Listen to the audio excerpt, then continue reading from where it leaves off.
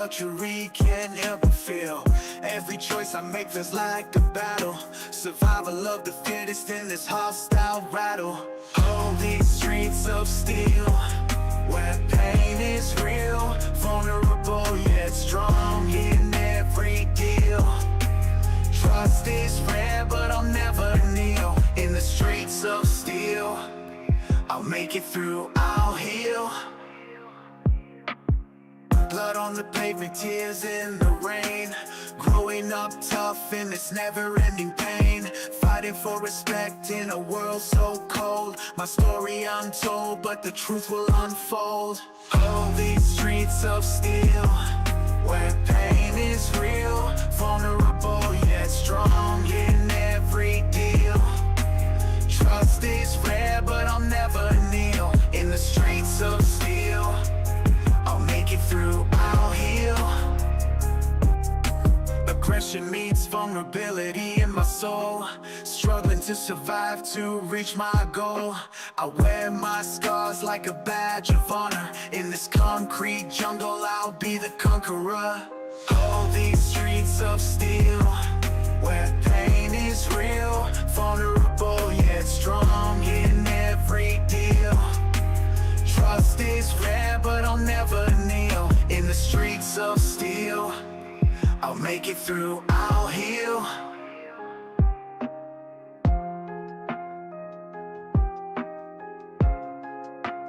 That's the bubble free.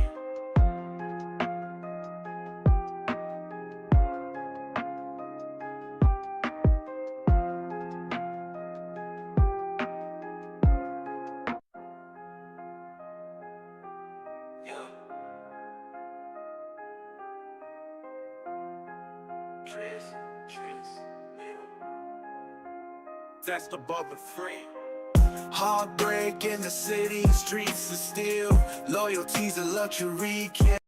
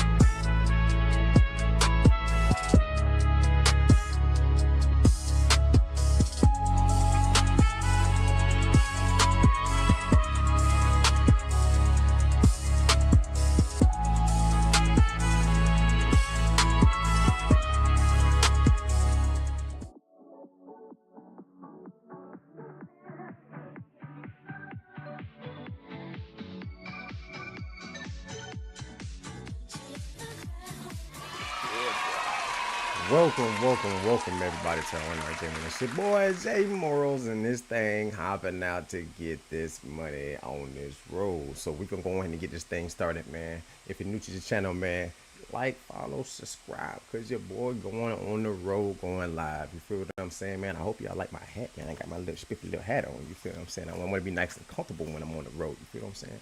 And also too, I was able to get my music up, my music all situated and everything. So you guys gonna hear some interesting things on the radio. You feel what I'm saying? So we gonna make this thing a whole entire vibe. You feel what I'm saying? So I hope you guys enjoy, man. Today we are buying a vehicle, and I actually noticed that I actually had a lot more DLCs than I expected I did. So, you feel me? So we're gonna be traveling. We're gonna see it there.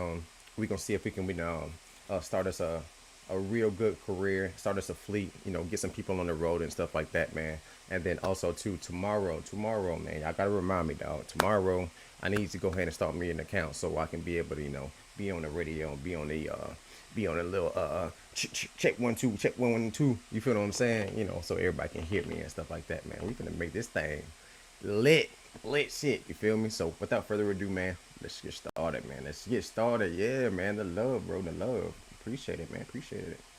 All right, y'all. So, oop, my bad. Look, I'm already starting up bad. Let me see if I can get us a truck, man. So, we gonna go in the used truck section right now. All right, we ain't got no money. We broke as hell right now. All right, we ain't got no dough, but it's okay though, because that's the whole reason why we starting off from the ground up. Working for other companies and stuff like that. Get our name out there and see if we can buy our own truck. Okay, so we do have a couple of selections. Very at the very top, it's basically all of them put together. All right, you got Mac, you got Volvo, you got Western Star Trucks. I can't show you what that is. That looks like international. Looks like international to me. All right, so that's what we'll be going with, international, and then we got Peterbilt.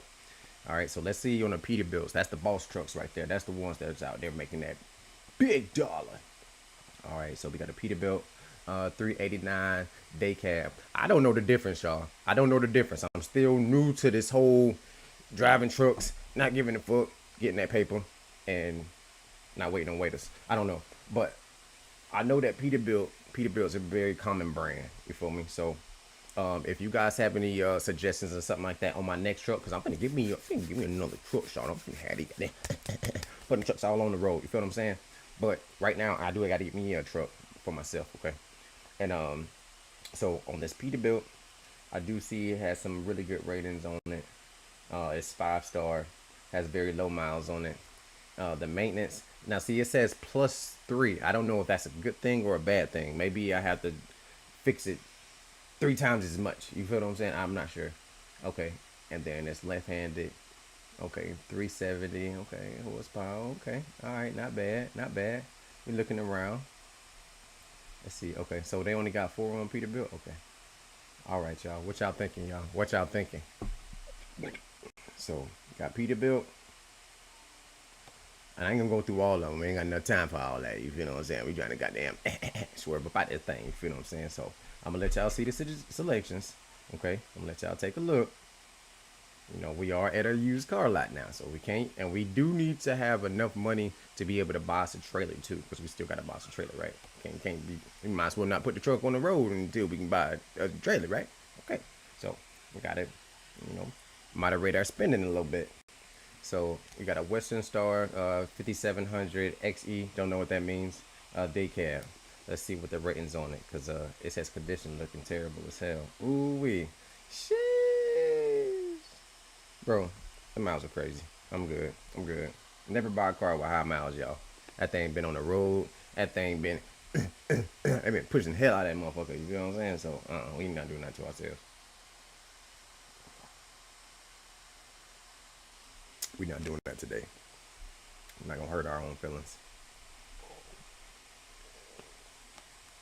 Let y'all take a look. Take a look, y'all. Take a look. Come on, man. Y'all got suggestions? What you got?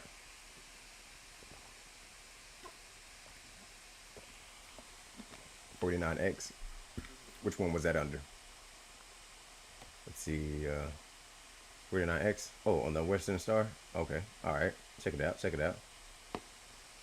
Let your boy know what's up.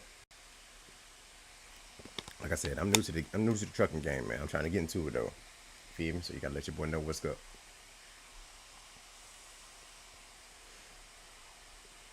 All right. I'm gonna move up a little bit on this one. Let y'all look at that one.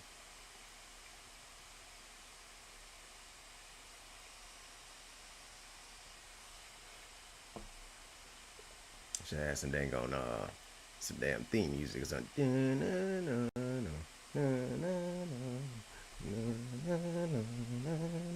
Oh shit! I almost dropped my controller. Shit. Space for controller. All right. But yeah. Yeah. Let me know. Let me know what's up, man. Let me know what you guys think. Take all the time all you want. I'll put some music on too. Actually, give me 1 second real quick. I'll put some music on for y'all. All right. Oh yeah, your boy got that radio up. Yeah. VIP baby on deck. Let's get it. And I got some surprises for y'all too.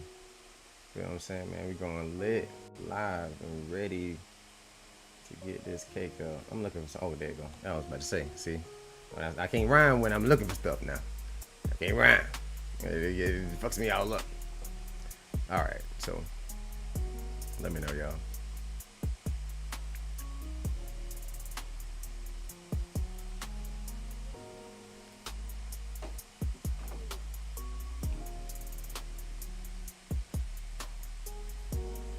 Oh, you think so? Okay. All right.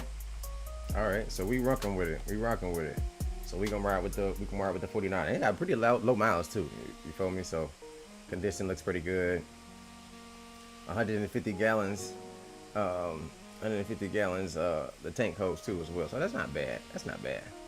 That should be able to get us to a lot of destinations locally too as well. Maintenance. Look at that. 4X. I mean 4 plus. Is that a good thing or a bad thing? I guess we gonna find out, man. We definitely gonna find out. All right, so A6 style. Let's get it. Let's get it, y'all. Where should you ship it? Ship it to my crib over there in Reno. Yeah. Ship it to Reno, dog. Ship it to Reno. Ship it to Reno. Hey, appreciate it. Appreciate it. Yes. Your boy have his own truck, so I'm about to go out there and hook it up. See? It just happens. It's in my blood, bro. It's in my blood. It's all in my veins. All right, so here we go. So we got us a truck, y'all. Perfect. Yes. That's what I like to see, baby. All right, let's check out our truck. Ooh. Hey. That's your boy. It's your boy. Roaming out here. All my paperwork official. Let's get it. Got my insurance card. Can I upgrade it? How do I upgrade it? Please visit. Okay. All right. Oh, you can do a total restore too on that thing as well. Jeez, boy, this game is getting deep. All right. So let's see. We'll recruit people. All right. I already got a truck. Let's do the trailer purchase, y'all. Let's see how much these trailers are. Dang, bro, we might just need to go on a run. All right, so let's do this. Because we're actually like right there under where we need to be, right? A couple thousand. That's not bad, right? You know, it's pretty swag. So it's all good. So what we're gonna do is we gotta go on one really good run, y'all. Oh man, starting off at the beginning with the pressure. Okay. All right, so let's see. All right, so we delivering trucks on this one. I wish I wouldn't get a chance to know. Let's see. So that's 7 hours. It's a 7-hour run. This one ain't too bad. And I'm delivering trucks too as well, and it's not as heavy. Okay. All right. Wait. Okay, that one's not bad either.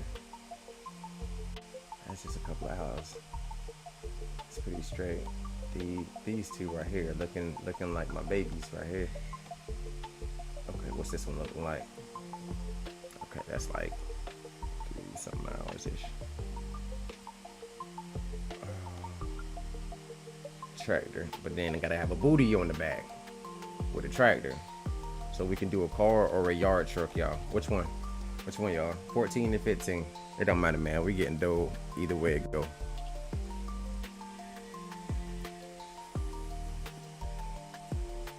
Let your boy know we getting dough. Kinda get some more. Oh yeah, baby.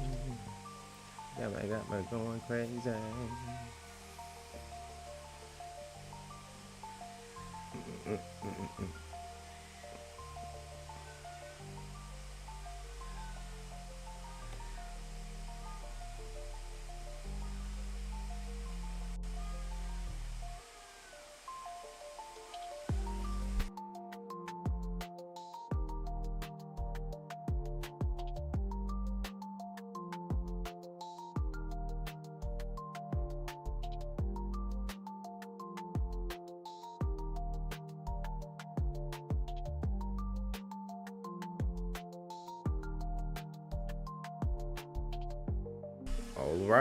All right, 15.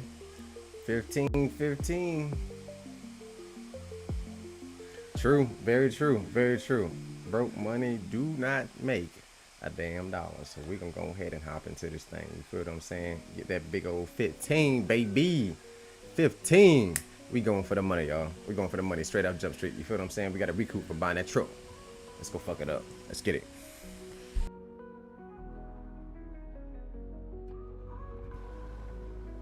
Y'all already know.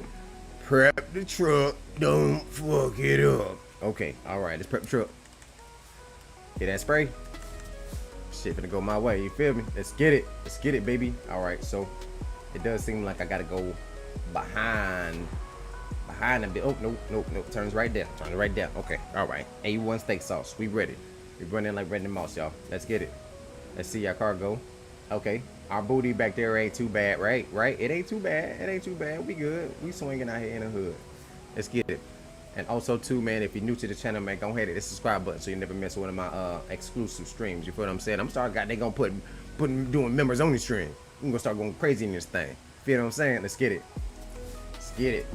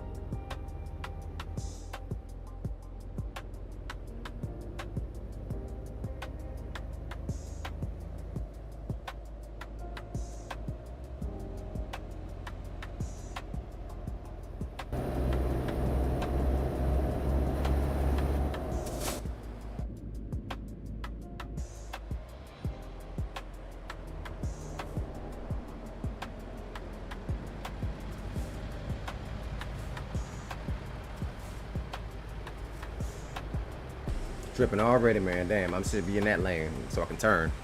Messing up, man. Get right.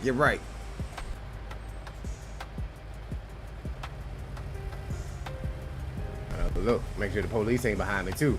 Shit, I'm supposed to be right behind me. Woo! Illegal fuck.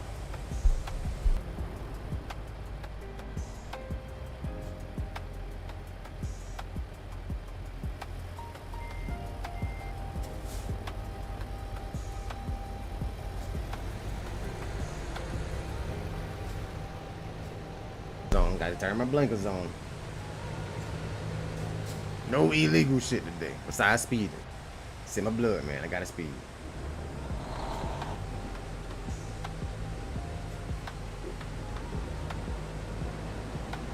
Gotta speed there. But I can't be speeding around the neighborhood. Then we all good.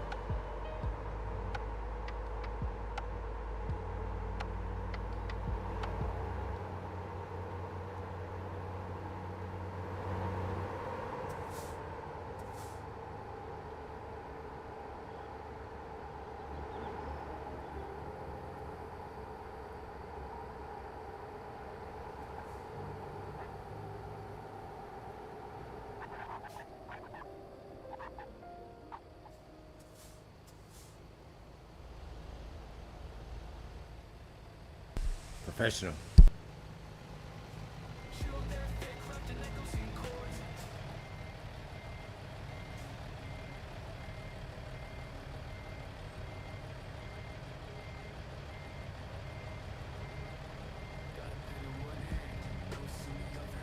Ball out here, man. I told you, your boy Swag got out here in these streets now. Can't beat your boy, man. I'm telling you, especially when we in the first one, nice and comfortable and everything. Shit feel all good. Now when my back start hurting, I can't tell you nothing. You know, I don't know what's gonna be going on. You know, I like to get the shift of that shit. All right.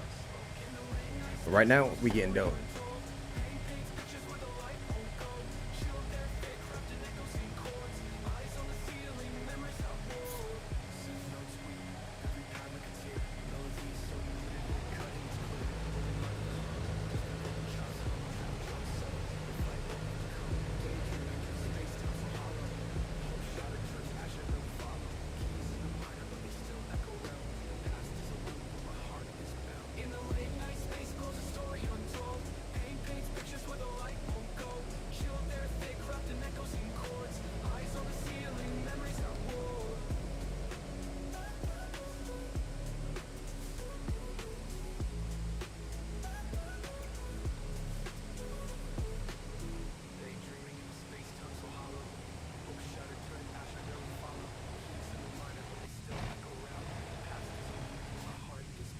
In the cab, turning up.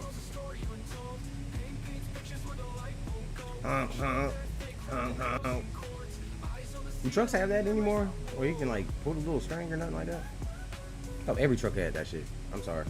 Sorry, bro. I'm new to the game, bro. I'm new to the truck game, bro. I want to be able to honk.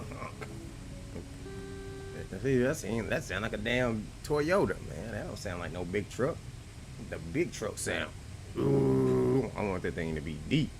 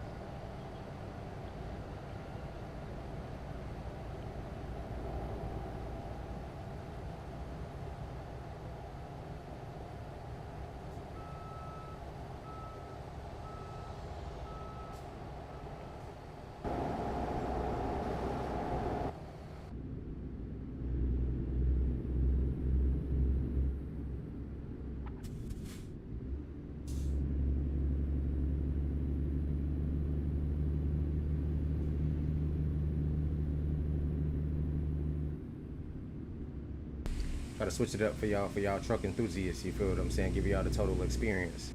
Got a little traffic going on.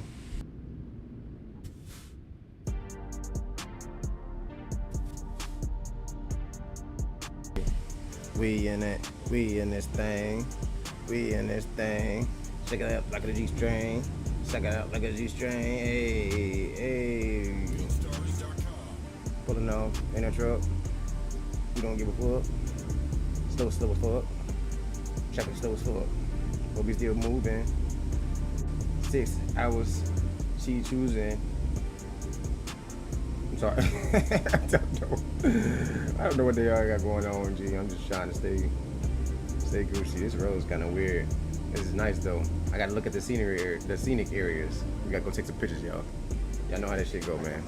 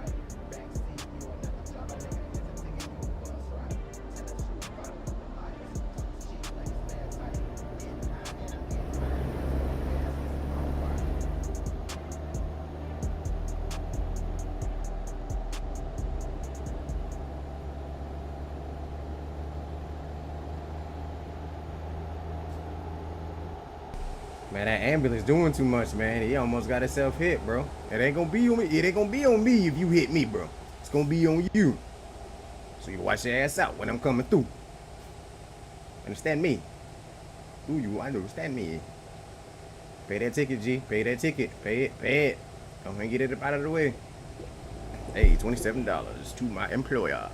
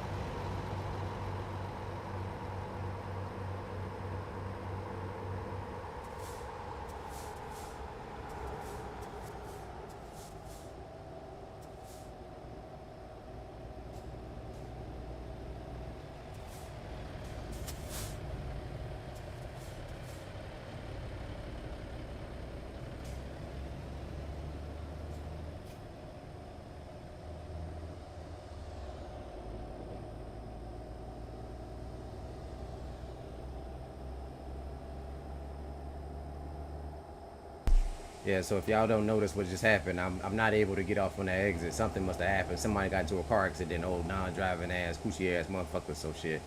we got to go a little bit further just to get to where we need to be at, y'all. So just bear with me like a panda, boy. We gonna get there, G. We gonna get there.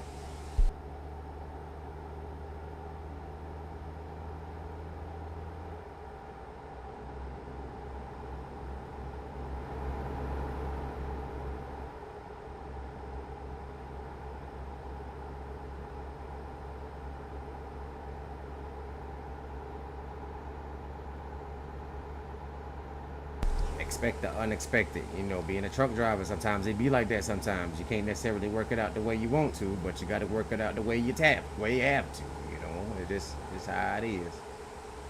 But we finna get it in. We about to get it in. Going to Reading.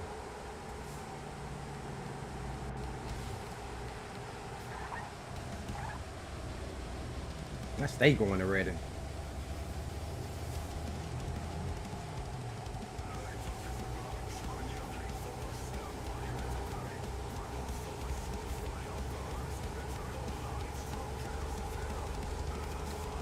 Tripping.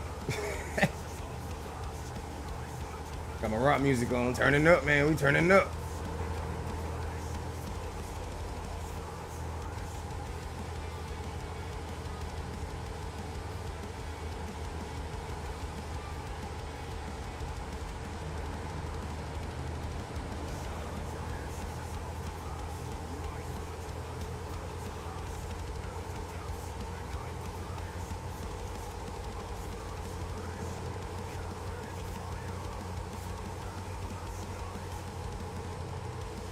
My blinkers been on the whole time. Why ain't anybody tell me to blink on? Is that the popo? Is that the popo? Driving kind of slow. Ain't no damn popo.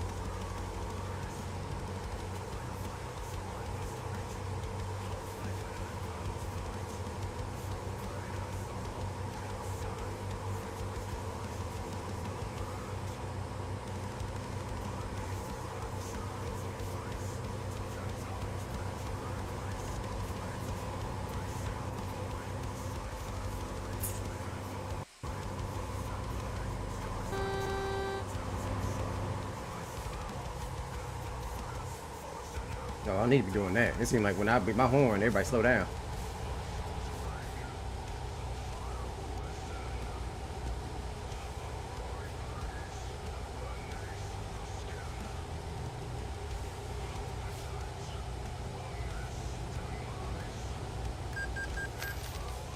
Oh, damn. Come on, G. My headlights? Just tell me to turn my headlights on, man. You ain't got to give me a ticket every time. Pull me over and be like, hey man, you know your lights on? Oh, my bad, bro. My bad. You know, it's still looking a little bright, so I can still see. So, you know, it's good with me.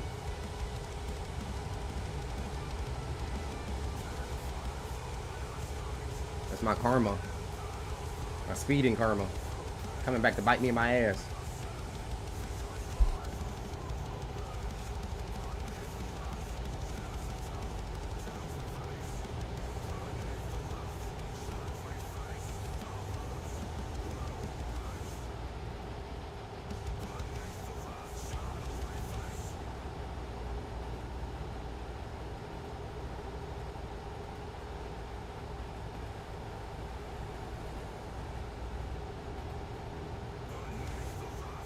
We also got 9 hours, y'all. We got 9 hours until we start getting a little tired. You feel what I'm saying? Then we gotta hit a rest stop or something like that too. And then and our tank, we got a half a tank. So I'll keep an eye on that, y'all.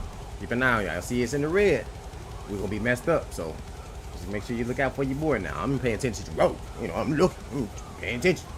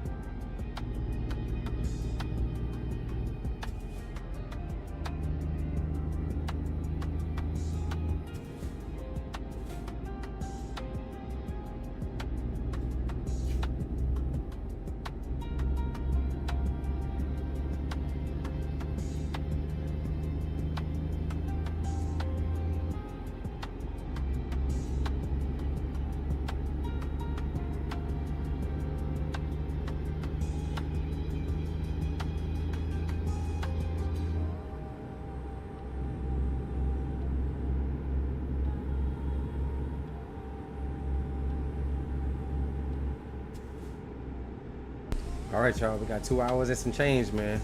2 hours and some change. We good. We in there.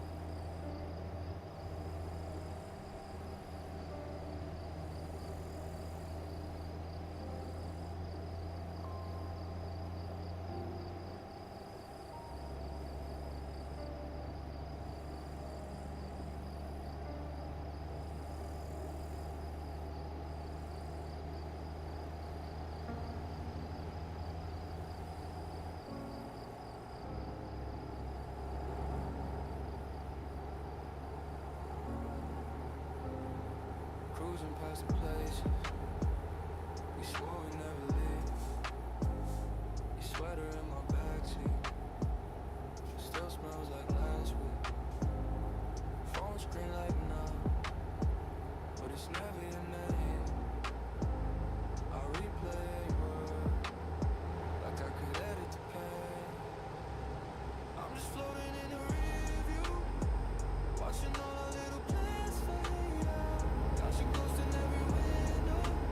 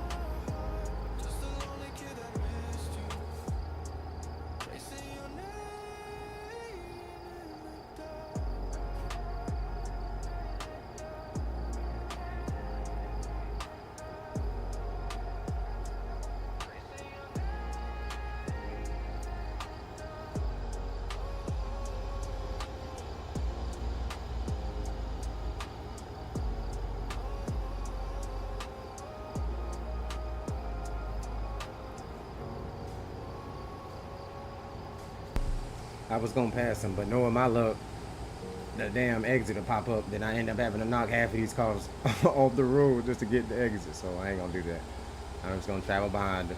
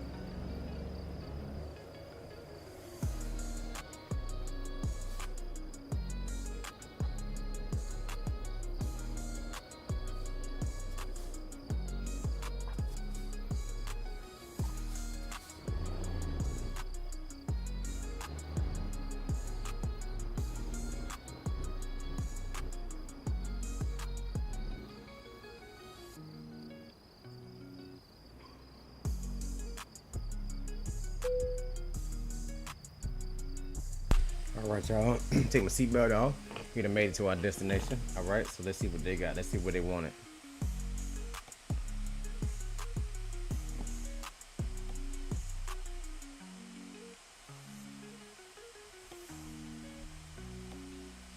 We gonna put this thing right in front, man. I don't feel confident enough to be backing anything up inside of any holes, little tight spots. No, hell no. But I will park it right here in the front though, so you go ahead and pull it off my truck so I can get the hell on.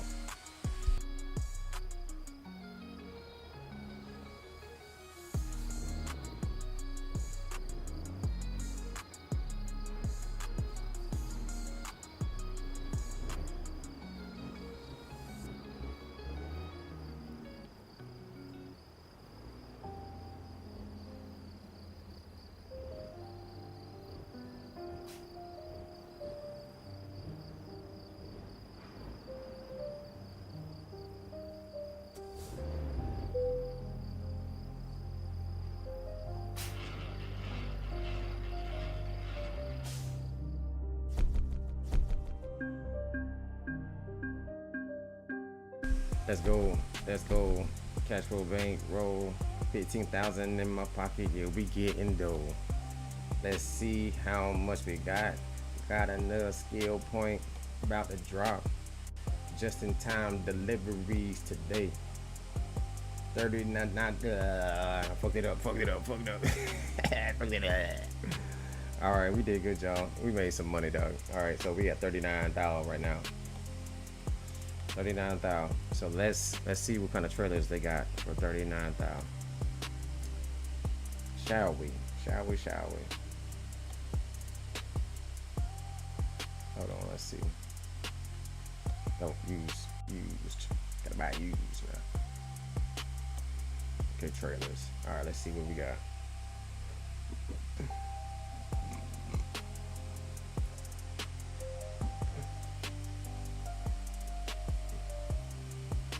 Got some flatbeds. Okay, got some drop decks. Got some container couriers. Oh, those are the only ones I can buy.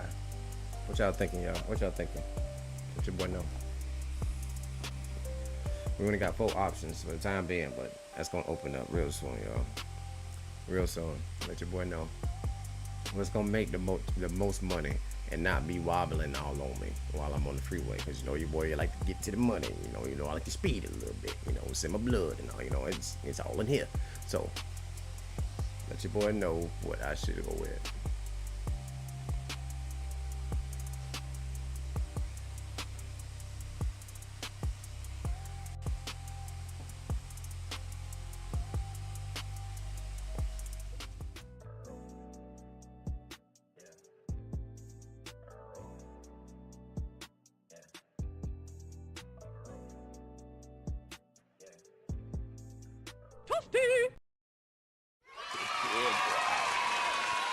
I have no clue why I did that. That was absolutely crazy. Yeah, I actually just closed the window and then on my phone, and then bam, it just went ahead and did that. So I do apologize, y'all. But yeah, man, let's see what we got. What we got, y'all? What y'all thinking? What y'all thinking, man?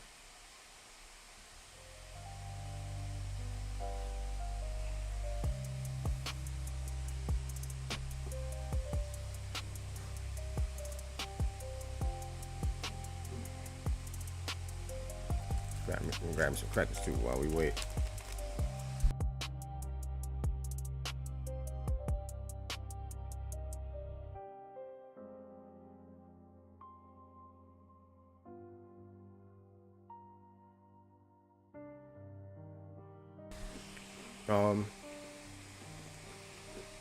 I guess I'm trying to do some I'm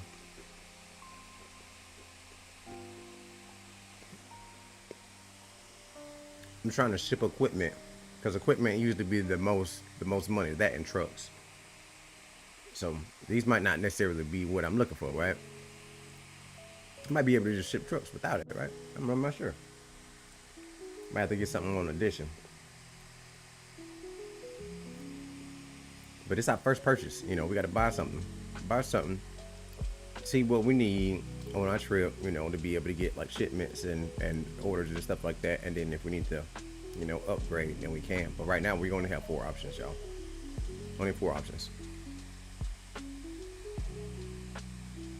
Okay. Okay. Container.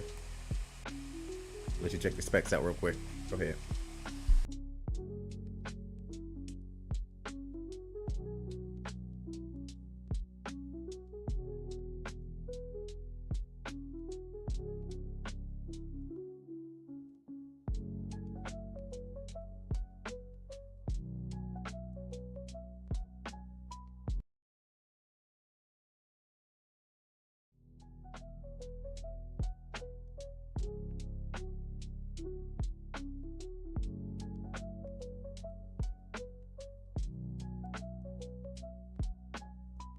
All right, you guys, we are going with the container carrier.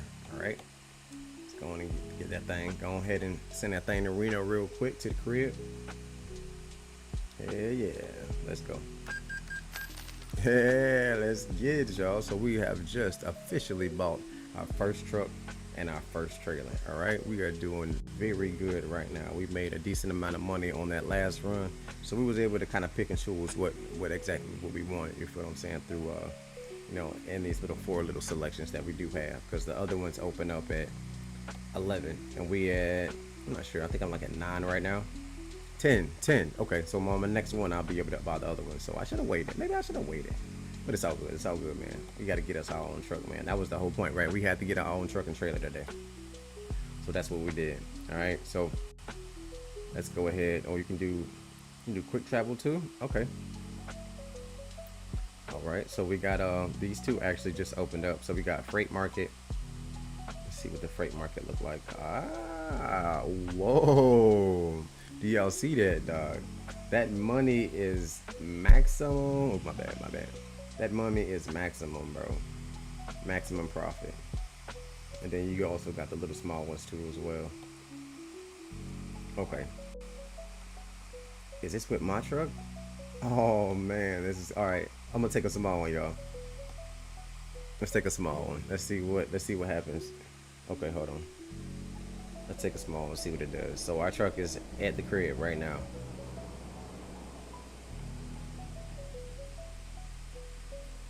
Hey, that's our warehouse, y'all. That's our warehouse.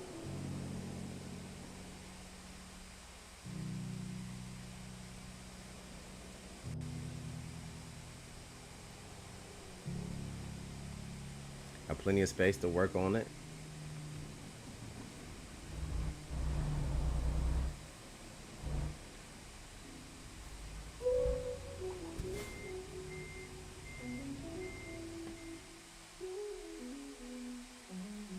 Oh damn, it's tiny. You calling my shit tiny, man? That's a big truck. That's a man truck. All right.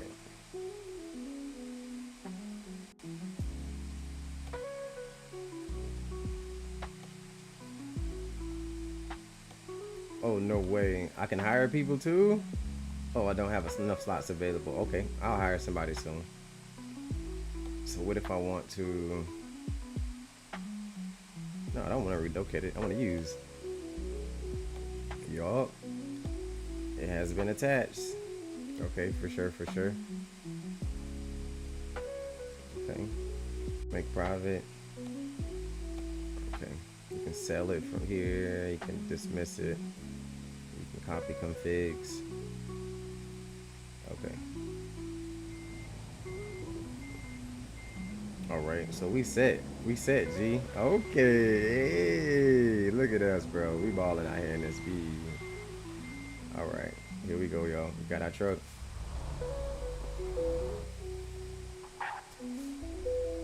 Oh, yeah, I had to bring it out a little bit, y'all. You know, you gotta prep my truck. Prep my truck. Don't fuck it up.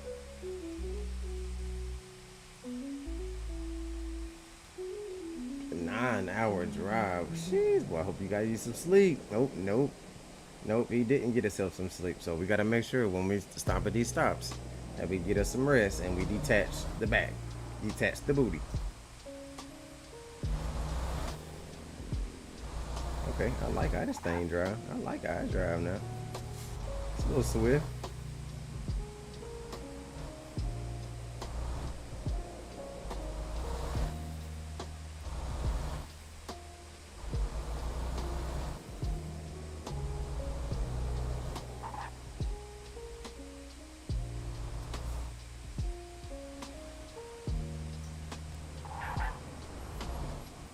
Slide it in too fast. Kind of dark now. Kind of dark.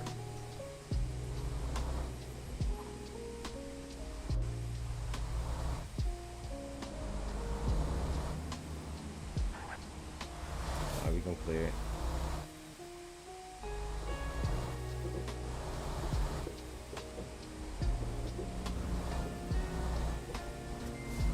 Are you serious, bro? I'm just trying to go on the grass a little bit, bro. I've seen truckers do that, bro. They be on the grass. They be on the grass trying to slide up into that thing without breaking any folks shit. Come on now. Stop tripping. Alright, there we go.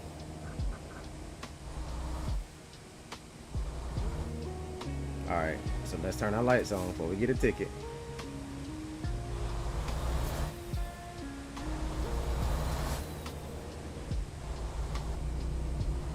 Alright, we look clear for takeoff, y'all. Clear for takeoff.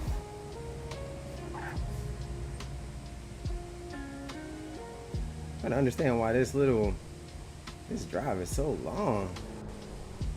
Only $700. It's a setup. I was trying to do something simple, but this ain't simple. Time consuming.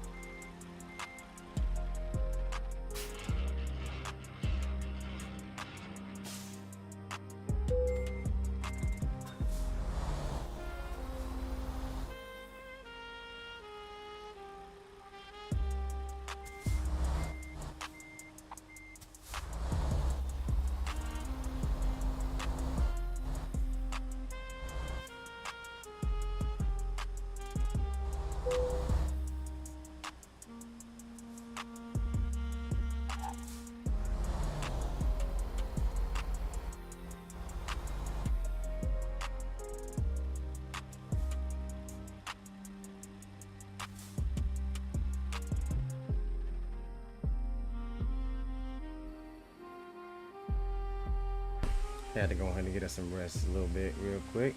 All right, man. We still got 6 hours and we got 14 hours on our timer now, y'all. Go ahead and grab us a little bite to eat real quick. All right. Breakfast. Breakfast is champion.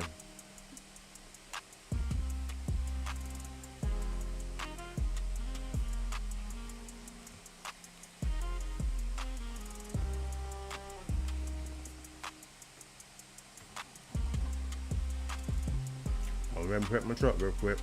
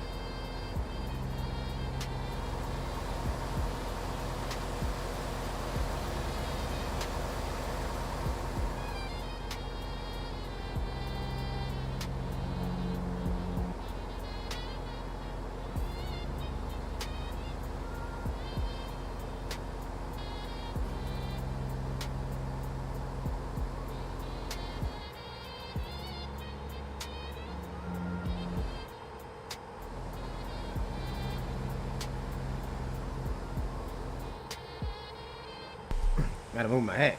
Shit's pressing down on my head, making my head hurt. Yeah, I'm bald. Ah, fuck you.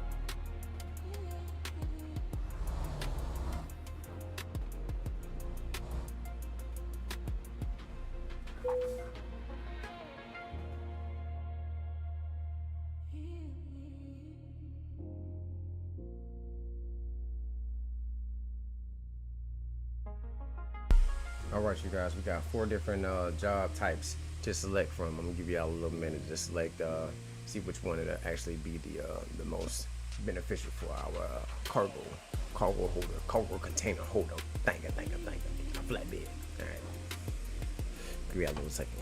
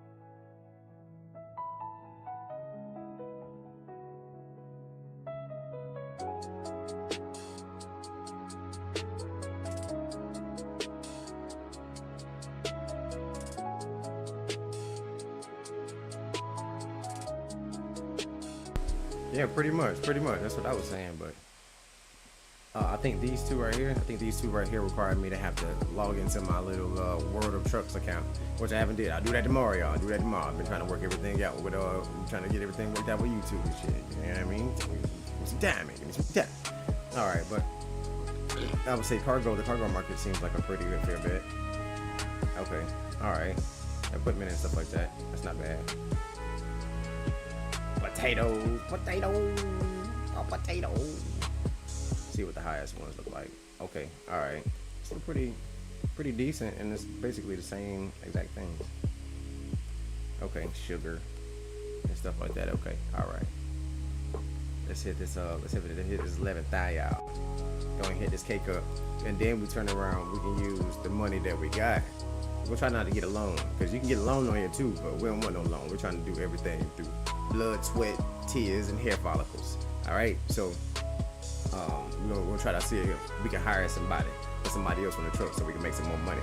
You feel what I'm saying? So then we can buy more trucks and be out here running the town. You feel what I'm saying? So let's go ahead and do some salt. So salt that looks like looks like a 5-ish hour drive-ish, maybe. Shouldn't be too bad. But it's 11th hour, all right, and we are using our own truck. So let's go on the street and fuck it up. Let's get it.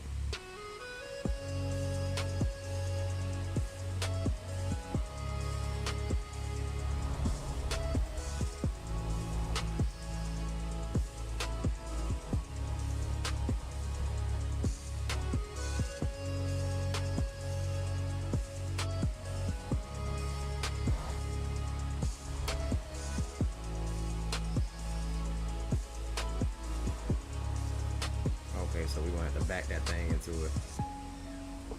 Alright, here we go for all the cookies, y'all. See if your boy can do it. I know I don't like backing this thing on up, but let's see if we can do it though. Man, dark as hell too, can't see shit.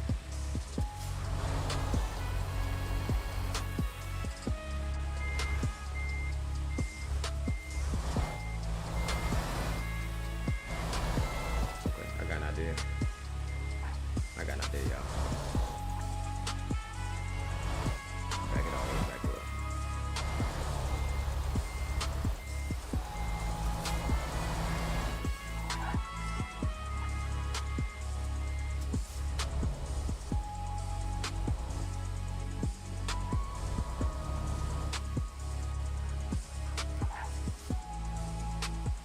They left me with like little to no space to back this thing on up, but I guess I'm gonna have to work it out, right?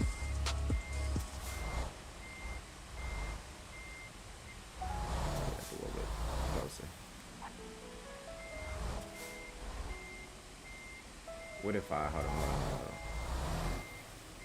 I do it like this. I'm making it harder than it need to be.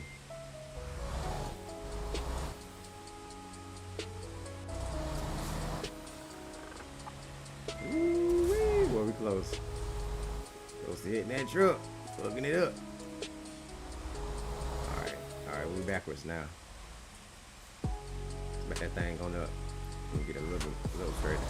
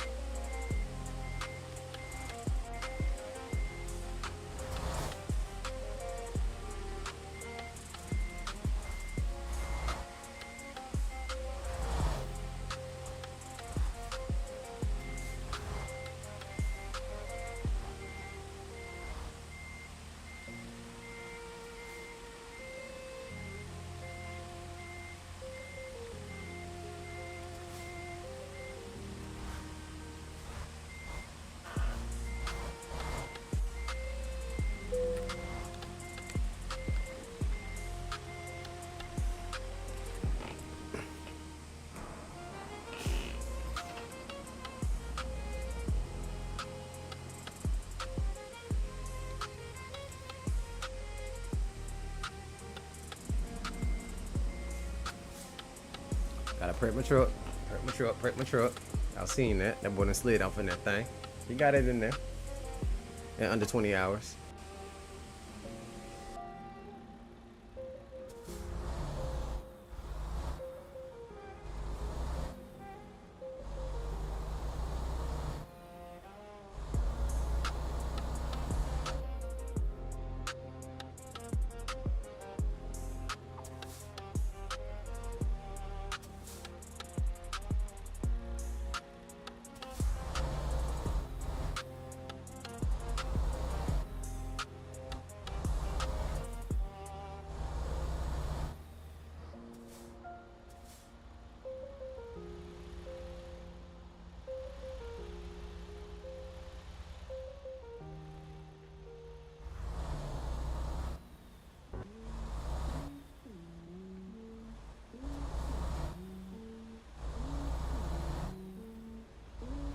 She know she beautiful. Seen this little brown skin cutie got me captivated. Whispering in my ear, you can have my senses stimulated. Now she got me motivated. Pussy gets incinerated. And I'm thinking missionary dog when I'm trying to bury deep up in them thighs. And she got me by surprise. And I know that pussy wet like that we took a dive.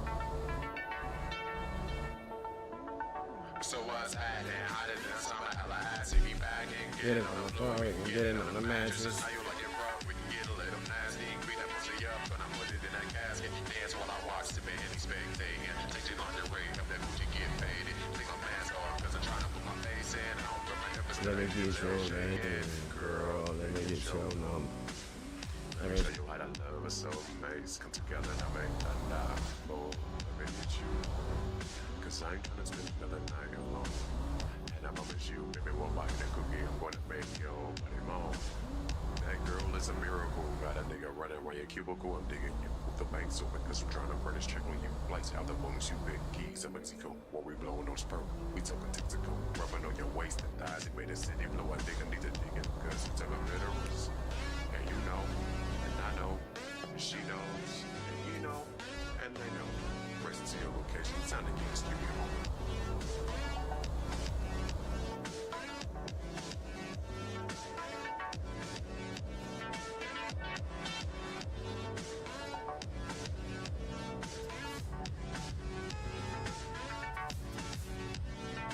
So let me get your name, girl. Let me get your number.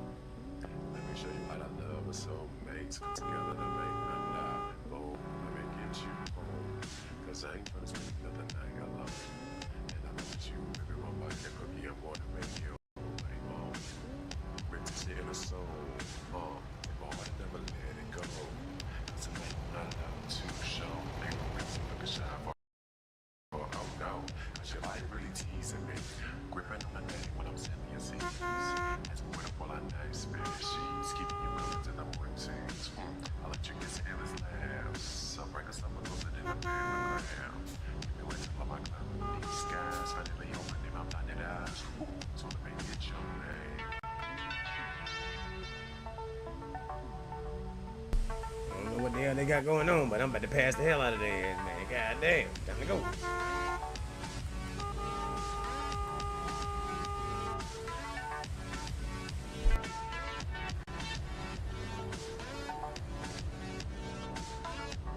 I'm about to go.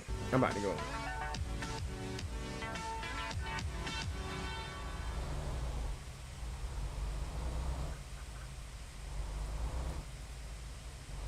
Fucking my time up.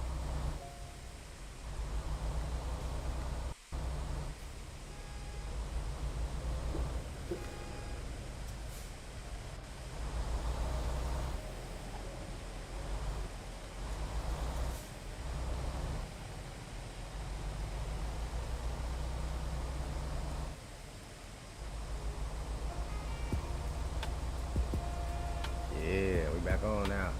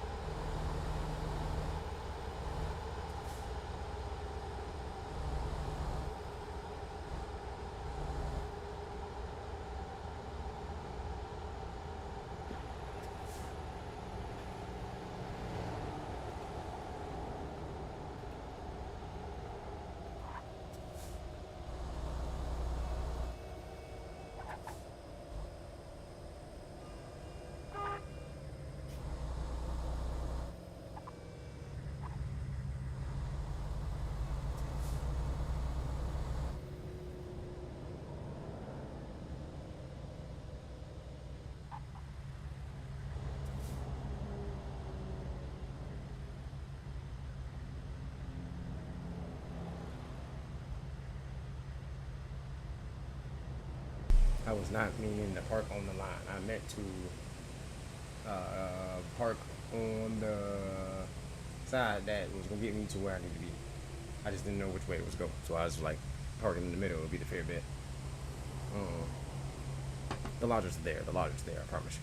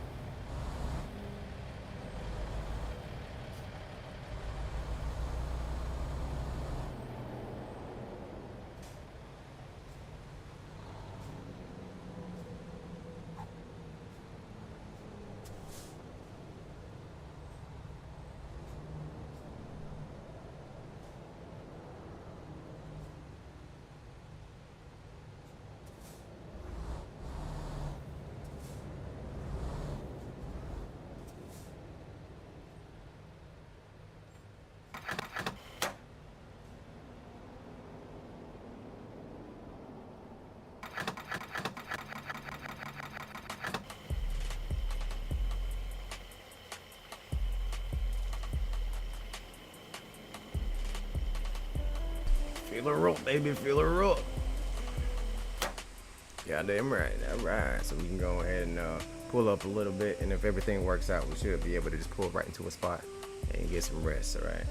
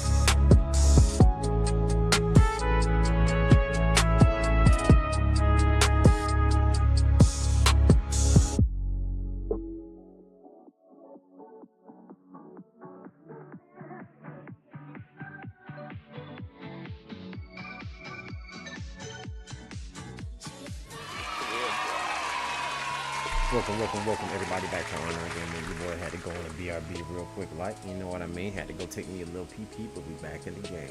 Doing the same thing, maintaining, you feel what I'm saying? So we're gonna go ahead and start this thing without further ado.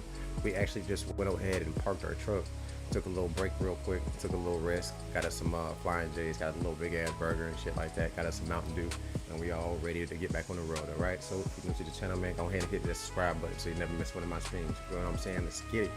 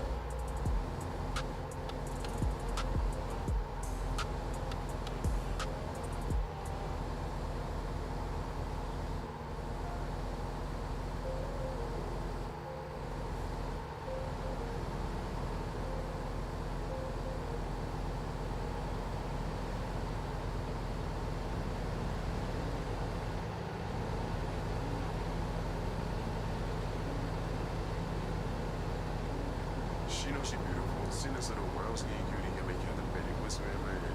How about this differently? Now she got me motivated, pussy incinerated, and I'm thinking missionary dog. When I'm trying to be ready, deep up in them thighs, and she got me by surprise, and I knew that pussy wet like the nookie took a dive.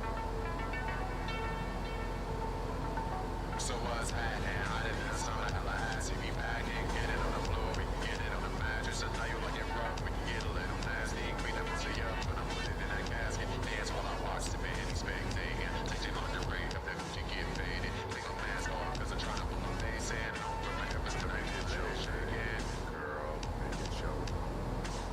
Let me show you how to love a soul, mate.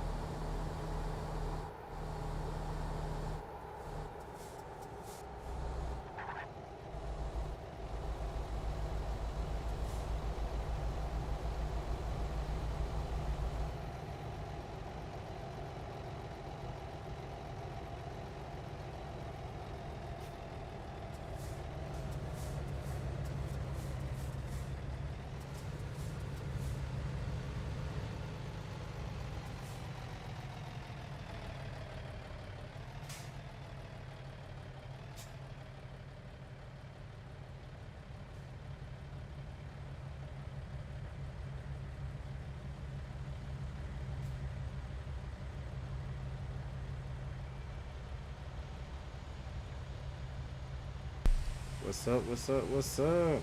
Yeah, I'm focusing a little bit. I'm sorry, y'all. I do apologize. Oh, and also you called me a driver too. I appreciate that. I take that as an honor. I was out here big dogging it.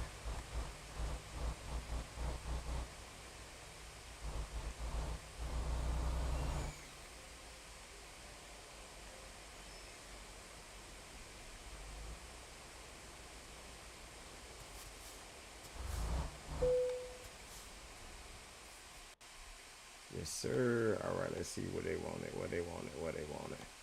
All right, we're taking it slow, y'all. Taking it slow with our own truck. All right, taking it real slow,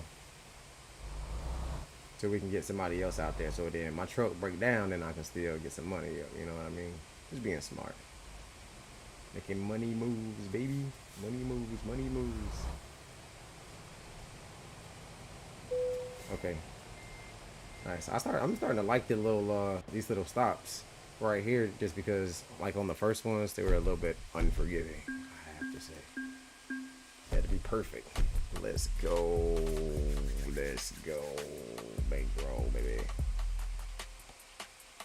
Company job offers. Okay. Okay. I was about to say that, isn't it? Okay. We got a couple of offers, you guys. We got a couple of people that want to use our services. All right, so we got some TVs. I think we got some car parts. We got some power generators, and we got some batteries. What y'all thinking, man? What y'all thinking? Batteries, car parts, power generators. Let your boy know. Let your boy know. And take consideration of how much the orders are, because I'm starting to notice that even the little small ones that had you going out for like 9 hours. So just be mindful of that, all right? What we got? What you thinking? What you thinking? What you thinking? What you thinking? I'm thinking about TVs. I might end up having different TVs, but what if TV fall off? You're going too fast, because you know your boy like the speed. So let's see what we going with. What we going with, y'all? Let your boy know.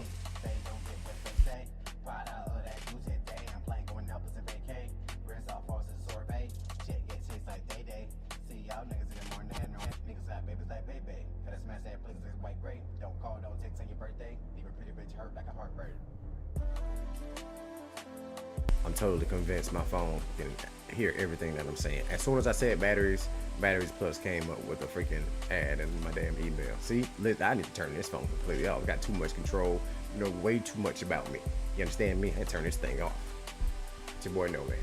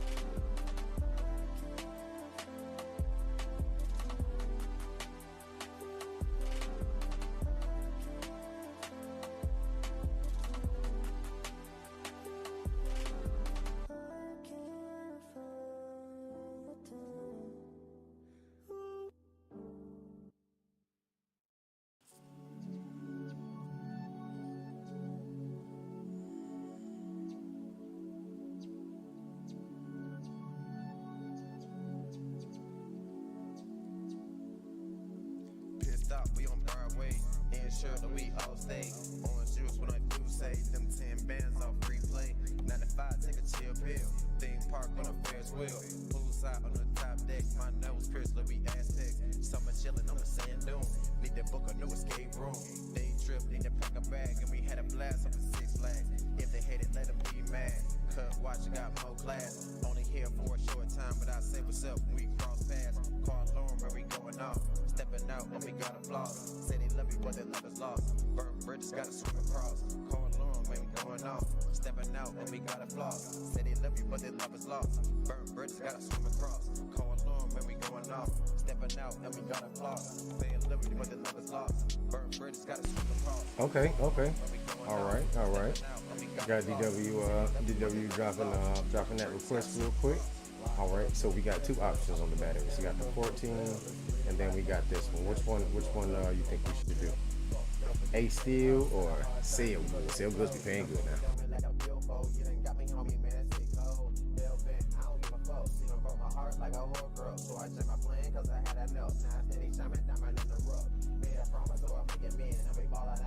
Okay, for sure.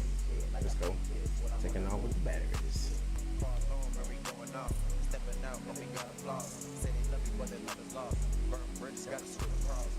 Whoa, do you see how many hours that is? That is a crazy, that is 21 hours, bro. Holy moly. This is about to be a wow one, y'all.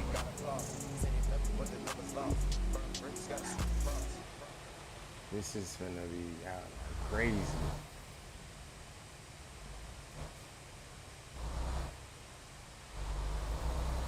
Is it an exit out this way?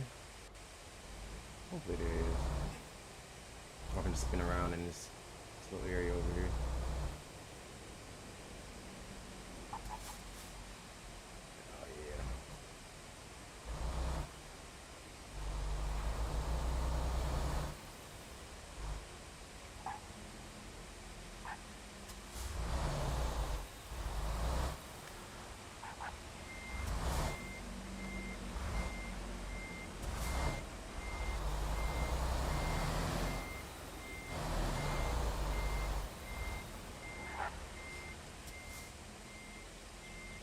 Make sure my truck's straight.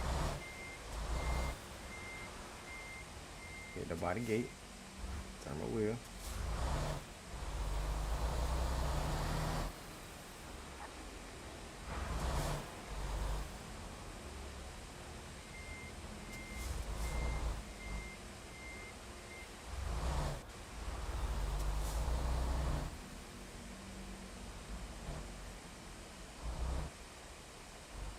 Oh yeah. Yeah, it's crazy time on this thing, man. 21 freaking hours.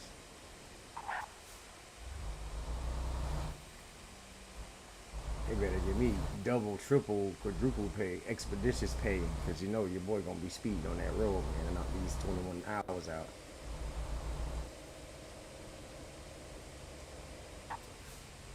What's that stop sign all the way back there?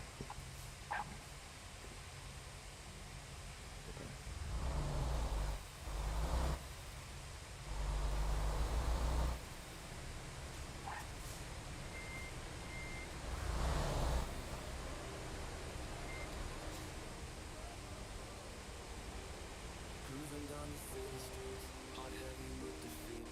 Memories of the past can't escape, can't delete. Hustling for a better life, trying to make ends meet.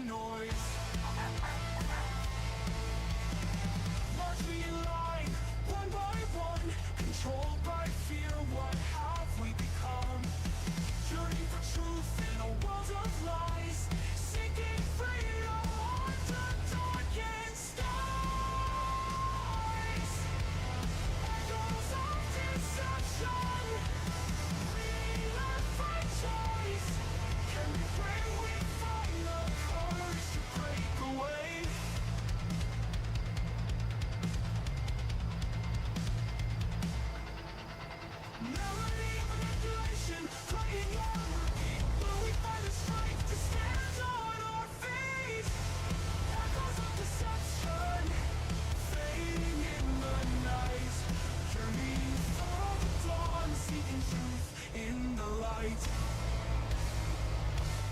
I'm up for lies.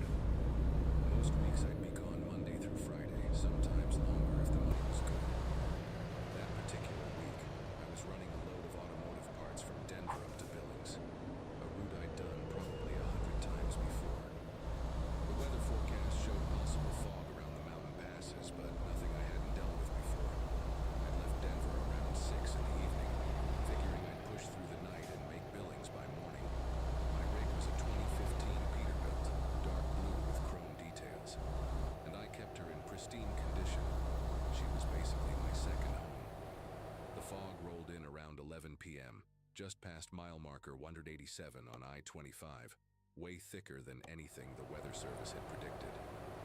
Within minutes, visibility dropped to maybe 20 feet, and I'm not exaggerating when I say it was like driving through cotton. I slowed down to about 35, hazards on, white-knuckling the steering wheel while trying to stay centered in my lane. The temperature had dropped to near freezing, and wisps of fog kept swirling across my headlights like ghostly fingers. My CB radio had been quiet for the last hour. Most truckers had probably pulled off to wait it out, but I was already behind schedule and couldn't afford to stop. The only sounds were the rumble of my diesel engine and the occasional static burst from the radio. That stretch of I-25 is pretty desolate even on clear nights, just endless darkness punctuated by the occasional ranch light in the distance. But that night it felt like driving through a void. Around 11:30, my CB crackled to life with a voice I'll never forget. Gravelly, tired sounding, with this odd wheeze between words like the guy was a heavy smoker or had some kind of respiratory issue. Breaker, breaker, this is Steel Horse calling northbound traffic near 187. Got ourselves a real soup out here tonight, don't we? The way he pronounced certain words was peculiar, dropping the G sounds and stretching his vowels in this distinctive drawl that seemed more southern than Wyoming. I grabbed my handset, grateful to hear another human voice in all that isolation. Steel Horse, this is Big Blue northbound at 189. Copy you loud and clear. Yeah, this fog came out of nowhere. You parked or still rolling? There was a pause, maybe 3 or 4 seconds before he came back on. Still rolling, friend. Moving real careful like through 192 now. Hey, you might want to know there's a jackknifed rig up ahead around 195, blocking most of the right lane. Happened maybe 20 minutes ago. That information probably saved my life, or at least saved me from a serious accident.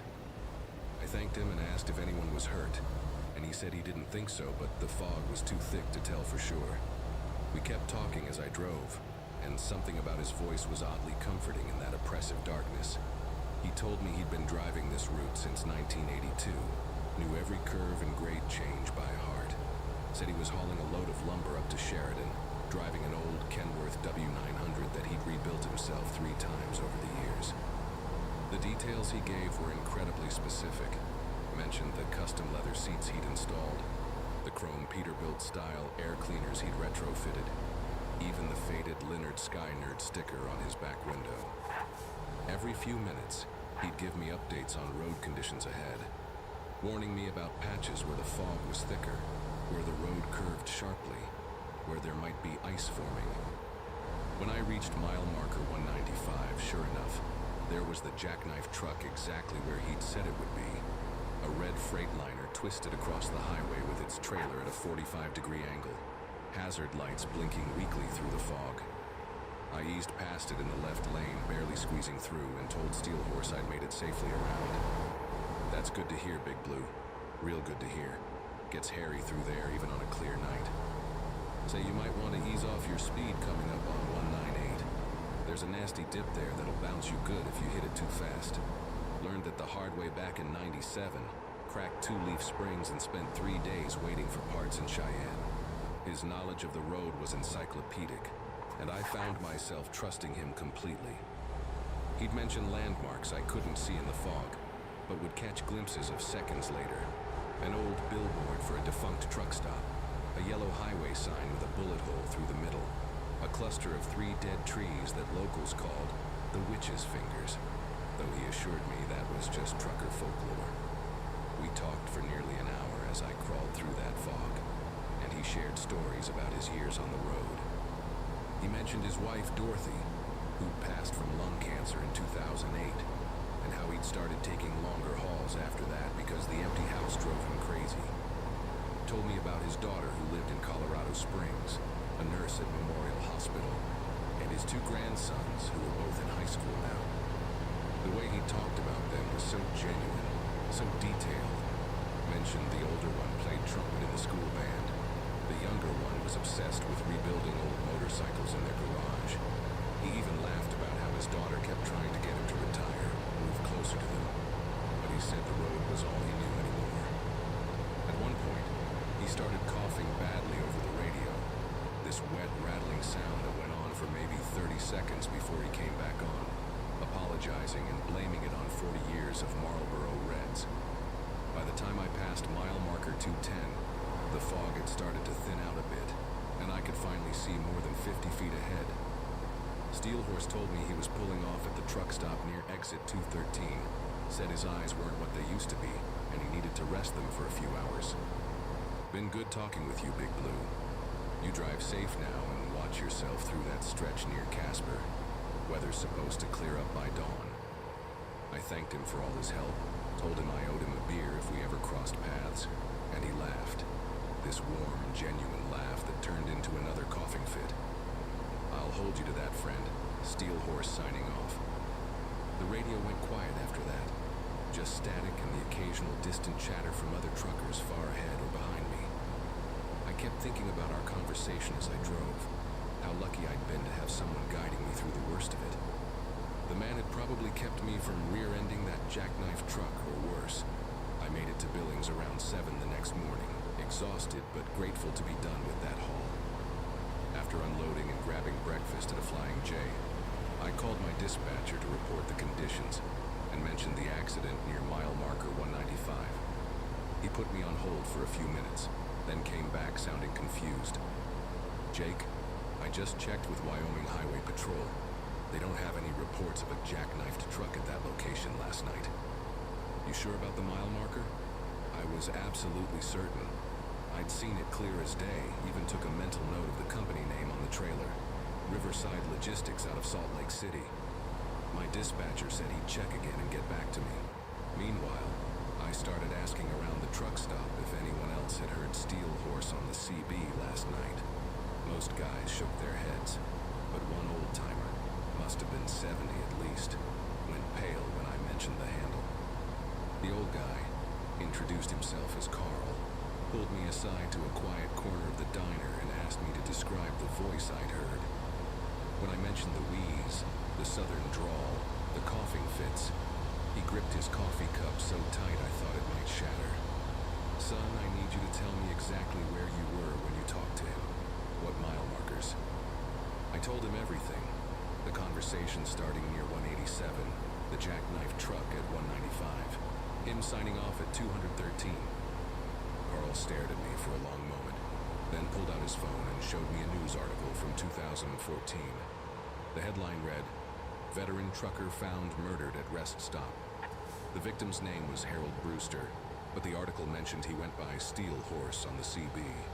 He'd been beaten to death during a robbery at the rest area near mile marker 195, the exact spot where I'd seen that jackknife truck. The article included a photo, a heavy-set man in his 60s with a graying beard, standing next to a burgundy Kenworth W900. Carl said he'd known Harold for 20 years. Said the man had died of massive head trauma, but the killers also crushed his throat, which explained the wheeze I'd heard. What really made my gut twist into knots was when Carl told me about Harold's family. His wife Dorothy had indeed died of lung cancer, but in 2010, not 2008. His daughter was a nurse in Colorado Springs, and she did have 2 sons. The details were all accurate, but slightly off, like someone recounting memories through a foggy glass. Carl said Harold had been a chain smoker, Marlboro Reds specifically, and knew that stretch of I-25 better than anyone. "Here's the thing that'll really mess with your head," Carl said, his voice dropping to barely a whisper. "Every couple of years, someone comes through here with the same story. Always during heavy fog, always that same stretch of road, always helping them avoid some accident that nobody else can verify.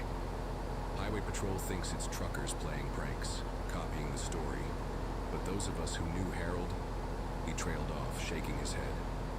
Then he told me something that made me feel sick. They'd found Harold's CB radio smashed at the scene, but when they'd recovered his truck from impound a week later, someone had been broadcasting on his frequency, using his handle, giving traffic updates that turned out to be accurate. I spent the next 3 hours on the phone with Wyoming Highway Patrol, trying to make sense of what had happened. The officer I spoke with, a Sergeant Holloway, was professional but clearly skeptical. He confirmed that Harold Brewster had been murdered at that rest area in 2014, and Yes, there had been reports over the years of someone using his CB handle during foggy conditions. When I insisted about the jackknife truck, he had me describe it in detail. The red Freightliner, the Riverside logistics trailer, the exact position across the highway. He put me on hold for nearly 20 minutes, and when he came back, his tone had changed completely. Mr. Morrison, we just pulled surveillance footage from a traffic camera at mile marker 194. There's no truck there, hasn't been all night. But he paused, and I could hear papers shuffling. In 2014, the night Harold Brewster was killed, there was a jackknife truck at that exact location. Red Freightliner, Riverside Logistics. Driver walked away uninjured, but it took 6 hours to clear the scene. Harold had stopped to help redirect traffic around it when he was attacked. The sergeant asked if I'd been drinking, taking any medication, if I was tired. I understood his skepticism, but I knew what I'd seen, what I'd heard. The part that haunts me most came when Sergeant Holloway checked the radio logs. The FBI had been involved in the original murder investigation because it crossed state lines, and they'd monitored CB frequencies in that area for months afterward, trying to catch the killers. He said their equipment showed anomalous broadcasts on Channel 19 last night, precisely matching the times I'd claimed to be talking with Steelhorse. The transmission source couldn't be triangulated. It seemed to originate from multiple points along the highway simultaneously, which was technically impossible. But the audio was there, recorded on their automated systems. They even played back a fragment for me over the phone, and hearing that wheezing voice again made me physically ill. The sergeant said they'd had 5 similar incidents since 2014, always during heavy fog, always with truckers who'd never heard the original story. Each time, the phantom broadcasts had helped drivers avoid real hazards, black ice, debris, disabled vehicles, that appeared on that stretch shortly after the warnings were given. They'd investigated extensively, thinking someone was playing an elaborate hoax, but could never find a source. The FBI tech specialist said the broadcasts showed characteristics of old analog equipment, specifically a Cobra 29 LTD Classic from the early 1980s, the exact model Harold had been using, which was destroyed at the crime scene. I never drove that stretch of I-25 at night again. Changed my routes, took the financial hit, didn't care what dispatch thought about it. But I did some research on my own, spent weeks going through old forums, police reports, newspaper archives. Found out that Harold's killers were never caught, though there'd been 2 suspects, drifters who'd been robbing truckers along that corridor. Both died in a car accident near mile marker 195 in 2016, their vehicle sliding off the road during a fog similar to the one I'd driven through. No other vehicles involved. No explanation for why they'd lost control. The accident report noted that several truckers had called in warnings about erratic driving from that vehicle minutes before it crashed. But the callers had all used different handles, and none could be traced. I also learned that Harold's daughter had tried for years to get a memorial marker placed at mile marker 195. But the state kept denying the request due to safety concerns about drivers stopping on that dangerous stretch. She finally gave up in 2017, the same year the mysterious broadcasts became more frequent. I'm sharing this story because I need people to understand that I'm not crazy, that something inexplicable happened that night. Maybe it was someone with sophisticated equipment playing an elaborate game. Maybe there's a technical explanation for those impossible broadcasts.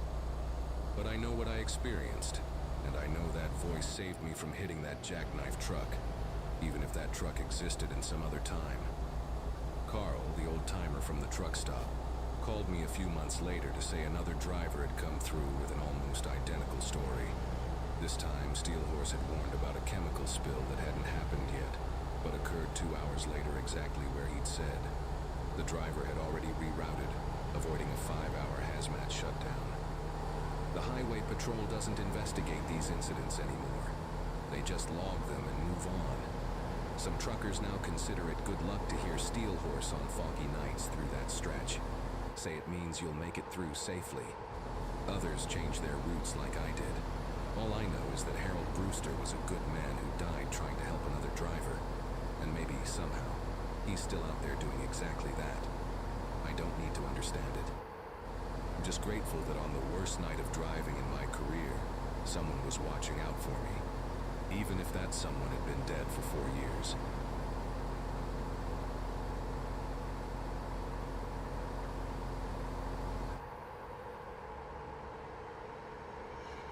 The fog that night was unlike anything I'd seen in 15 years of driving truck through Illinois. Thick as milk, rolling across Interstate 55 in waves that made the asphalt disappear and reappear like some kind of magic trick. Around 2:30 a.m., somewhere between Bloomington and Springfield, I was pushing my Peterbilt through that soup, hauling 40,000 pounds of automotive parts that needed to be in St. Louis by sunrise. The CB radio had gone quiet an hour earlier. Not even the usual chatter from other night drivers, just static and the occasional crackle when I passed under power lines. My dashboard clock glowed green in the darkness, and I kept checking it because time felt strange in that fog, like minutes were stretching into hours. The heater was blowing full blast but couldn't seem to cut through the damp cold that had settled into the cab. It was 2:40 a.m. exactly when I saw her on the Riverside Road overpass. The sight hit me like a punch to the gut, because nobody, and I mean nobody, stands on an overpass at that hour unless they're planning something terrible. She was wearing what looked like a white nightgown or maybe a hospital gown, the thin fabric whipping around her legs, even though the air outside was dead still. Her hands gripped the concrete barrier, knuckles visible even from my distance, and she was leaning forward at this awful angle, staring straight down at the highway. But here's what made my throat go dry. She wasn't looking at the road in general. She was looking at my truck specifically, her head turning slowly to track me as I approached. Her hair hung in wet, dark strands that didn't move with the rest of her, like it was weighted down with something. And her face was tilted at such an extreme angle that all I could see was the pale curve of her forehead and the dark hollows where her eyes should be. I passed under that overpass doing about 65, and I swear I felt the temperature drop 20 degrees the second I went beneath her. My ears popped like I'd changed altitude, and this smell filled the cab, pond water and something chemical, like chlorine mixed with rust. I grabbed my CB and tried to call out to any other drivers, asked if anyone else had seen the woman on the Riverside overpass, but all I got back was this weird feedback, a high-pitched whine that made me yank the handset away from my ear. Through my mirrors, I watched that overpass shrink behind me, but I could still make out her white figure up there, now turned completely around, still watching my truck disappear into the fog. I told myself it was probably someone having a mental health crisis, maybe escaped from a hospital, and I should call 911, but my phone showed no signal, which was impossible because I'd just been streaming a podcast 20 minutes earlier. About 3 miles down the road, the fog got thicker, if that was even possible.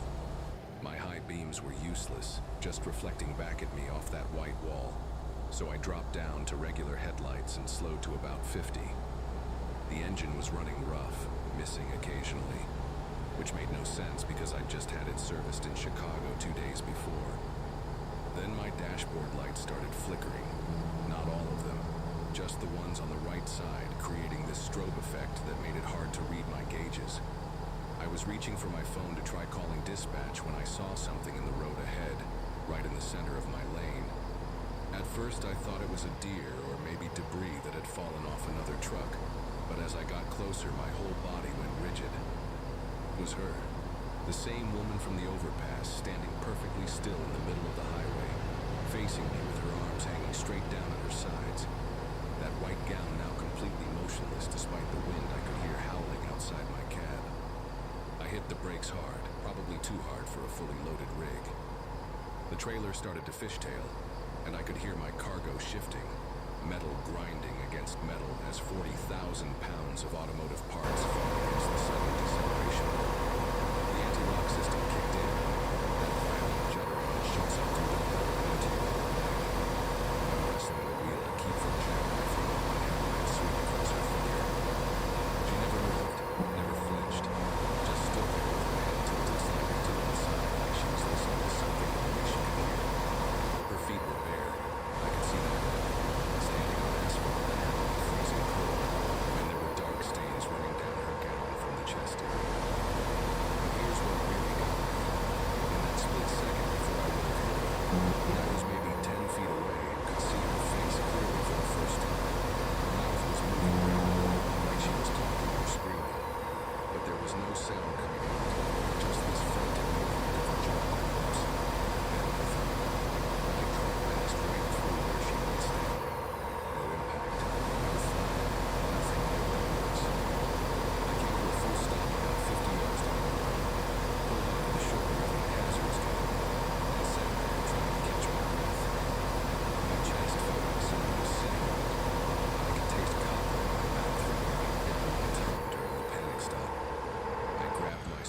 headlight and checked my mirrors, swept the beam across the road behind me, but there was nothing there except swirling fog and empty asphalt. The whole encounter couldn't have lasted more than 5 seconds, but every detail was burned into my brain. The way her collarbone jutted out through the thin fabric, the blue tinge to her lips, the way her fingers had been curled into claws at her sides. I sat there for maybe 10 minutes waiting for my heartbeat to return to normal, telling myself I'd been driving too long. That highway hypnosis and fog were playing tricks on me. Finally got myself together enough to keep driving, but I white-knuckled it the rest of the way to St. Louis, stopping at every rest area to splash water on my face and walk around my truck, checking for any damage that might explain what I'd experienced. The fog lifted just before dawn, right as I crossed into Missouri, and seeing that clear morning sky felt like coming up for air after being underwater.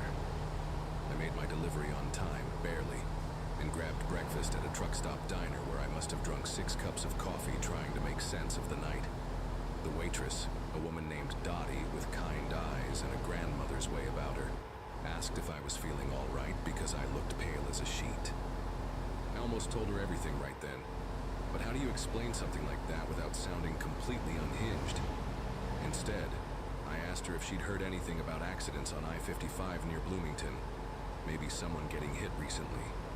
She pulled out her phone, scrolled through local news but found nothing from the last few days. The return trip to Chicago was in broad daylight, and I made sure to take a different route, adding an extra hour just to avoid that stretch of I-55. But curiosity got the better of me when I stopped for fuel in Springfield. The kid working the register was a local, probably 19 or 20, with gauged ears and tattoos creeping up his neck. While he was ringing me up, I mentioned the Riverside Road overpass, asked if he knew anything about it. His whole demeanor changed. He stopped scanning my items and looked at me with this expression somewhere between pity and fear. He said locals don't talk about that overpass much, but truckers see her all the time, especially during foggy nights in spring and fall. Some woman had jumped from there back in 1994, he said, after her daughter died in a car accident on that same stretch of highway. The woman had been wearing her hospital gown when she jumped, having walked out of the psychiatric ward at Regional Medical Center just hours before. They found her body the next morning, but truckers had been reporting seeing her for years before anyone made the connection. The kid went on to tell me that the state had installed higher barriers on that overpass in 2008 and cameras in 2015, but the sightings never stopped. He pulled up something on his phone, showed me a trucker forum where drivers swapped stories about that exact stretch of road. There were dozens of accounts, all describing the same woman in white, the same encounter pattern, first on the overpass, then in the road ahead. Some drivers claimed they'd swerved and crashed trying to avoid her, though the accident reports never mentioned seeing anyone. One post from a driver named Keith from Nebraska really stuck with me. He'd seen her 3 times over 15 years, always in the same spot, always the same sequence. He wrote that the 3rd time he just drove straight through without braking, and she vanished like smoke. But here's what made me go cold all over again.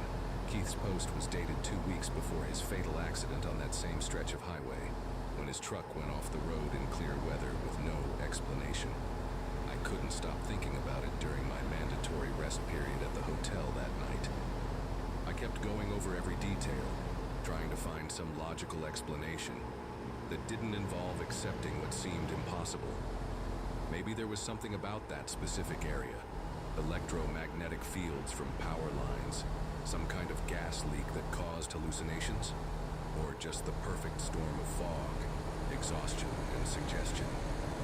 I even researched whether certain stretches of highway could create optical illusions, found some stuff about mirages and temperature inversions, but nothing that quite fit what I'd experienced. Around midnight, unable to sleep, I called my buddy Frank, who'd been driving that route for 25 years. When I started describing what happened, he cut me off mid-sentence. He knew exactly what I was talking about, had seen her himself back in 2009. But Frank said something that bothered me even more than the sighting itself. He said the ones who see her multiple times always end up having accidents on that road, not always fatal. but always bad enough to end their driving careers. It was like she was marking drivers somehow, he said, though he couldn't explain what he meant by that. For the next 3 months, I managed to avoid that route entirely, taking longer hauls that kept me away from central Illinois. The company dispatcher, a guy named Tony who'd been routing trucks since before I started driving, never questioned my sudden preference for northern routes, which made me wonder if he knew something. But in August, I got cornered into taking a rush delivery to Memphis, and the only way to make the deadline was straight down I-55. I told myself I'd be fine. It was a clear summer afternoon, no fog, perfect visibility. I even had another driver, a friend named Paul, riding along because his truck was in the shop. We were laughing about something stupid on the radio when we approached that overpass, but the laughter died in my throat when I saw her. Broad daylight, 3 p.m., cars everywhere, and there she was in the same spot, same position, same white gown. But this time, her face was turned up toward the sun, and I could see her features clearly. Hollow cheeks, dark circles under empty eyes, and a mouth open in what looked like a silent scream. Paul saw her too, grabbed my arm so hard he left bruises, kept saying, what the hell, over and over. We both saw her turn her head to follow our truck as we passed under. That was my last run on I-55. I switched companies 2 weeks later, took a pay cut to drive regional routes in Michigan, where the longest stretch of highway is maybe 2 hours. Paul quit driving altogether, went back to construction work despite his bad back. We never talked about what we saw after that day, but I heard from Tony that 3 more drivers had reported seeing her that same week in August, all in broad daylight, all describing the exact same details. The company quietly started routing newer drivers around that stretch, adding miles and hours to delivery times without explanation. The official word was construction delays, but there hasn't been any construction there in years. I still drive, still love the job most days, but sometimes when I'm passing under an overpass at night, especially when there's fog, I grip the wheel a little tighter and try not to look up. Whatever that woman was, ghost, hallucination, mass hysteria, or something else, she changed something fundamental about how I see the road. The highway isn't just asphalt and white lines anymore. It's a place where terrible things leave marks that won't fade, where trauma seems to replay itself for reasons none of us can understand.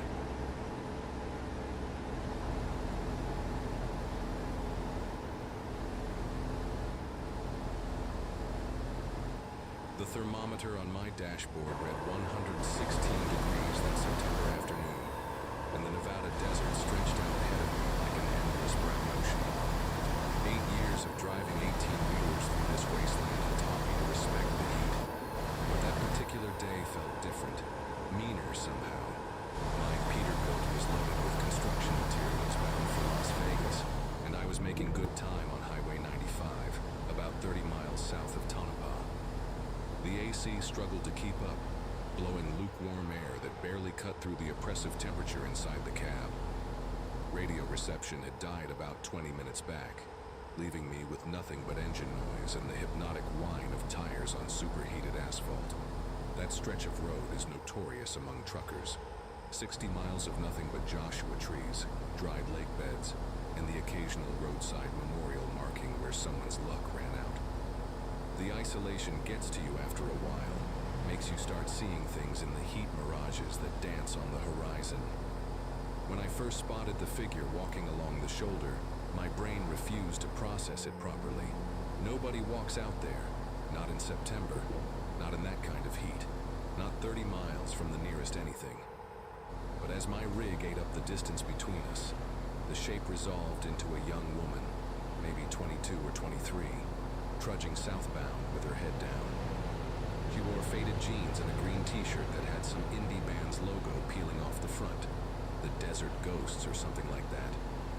A worn canvas backpack bounced against her shoulders with each step, and her dark hair was pulled back in a messy ponytail that swayed as she walked.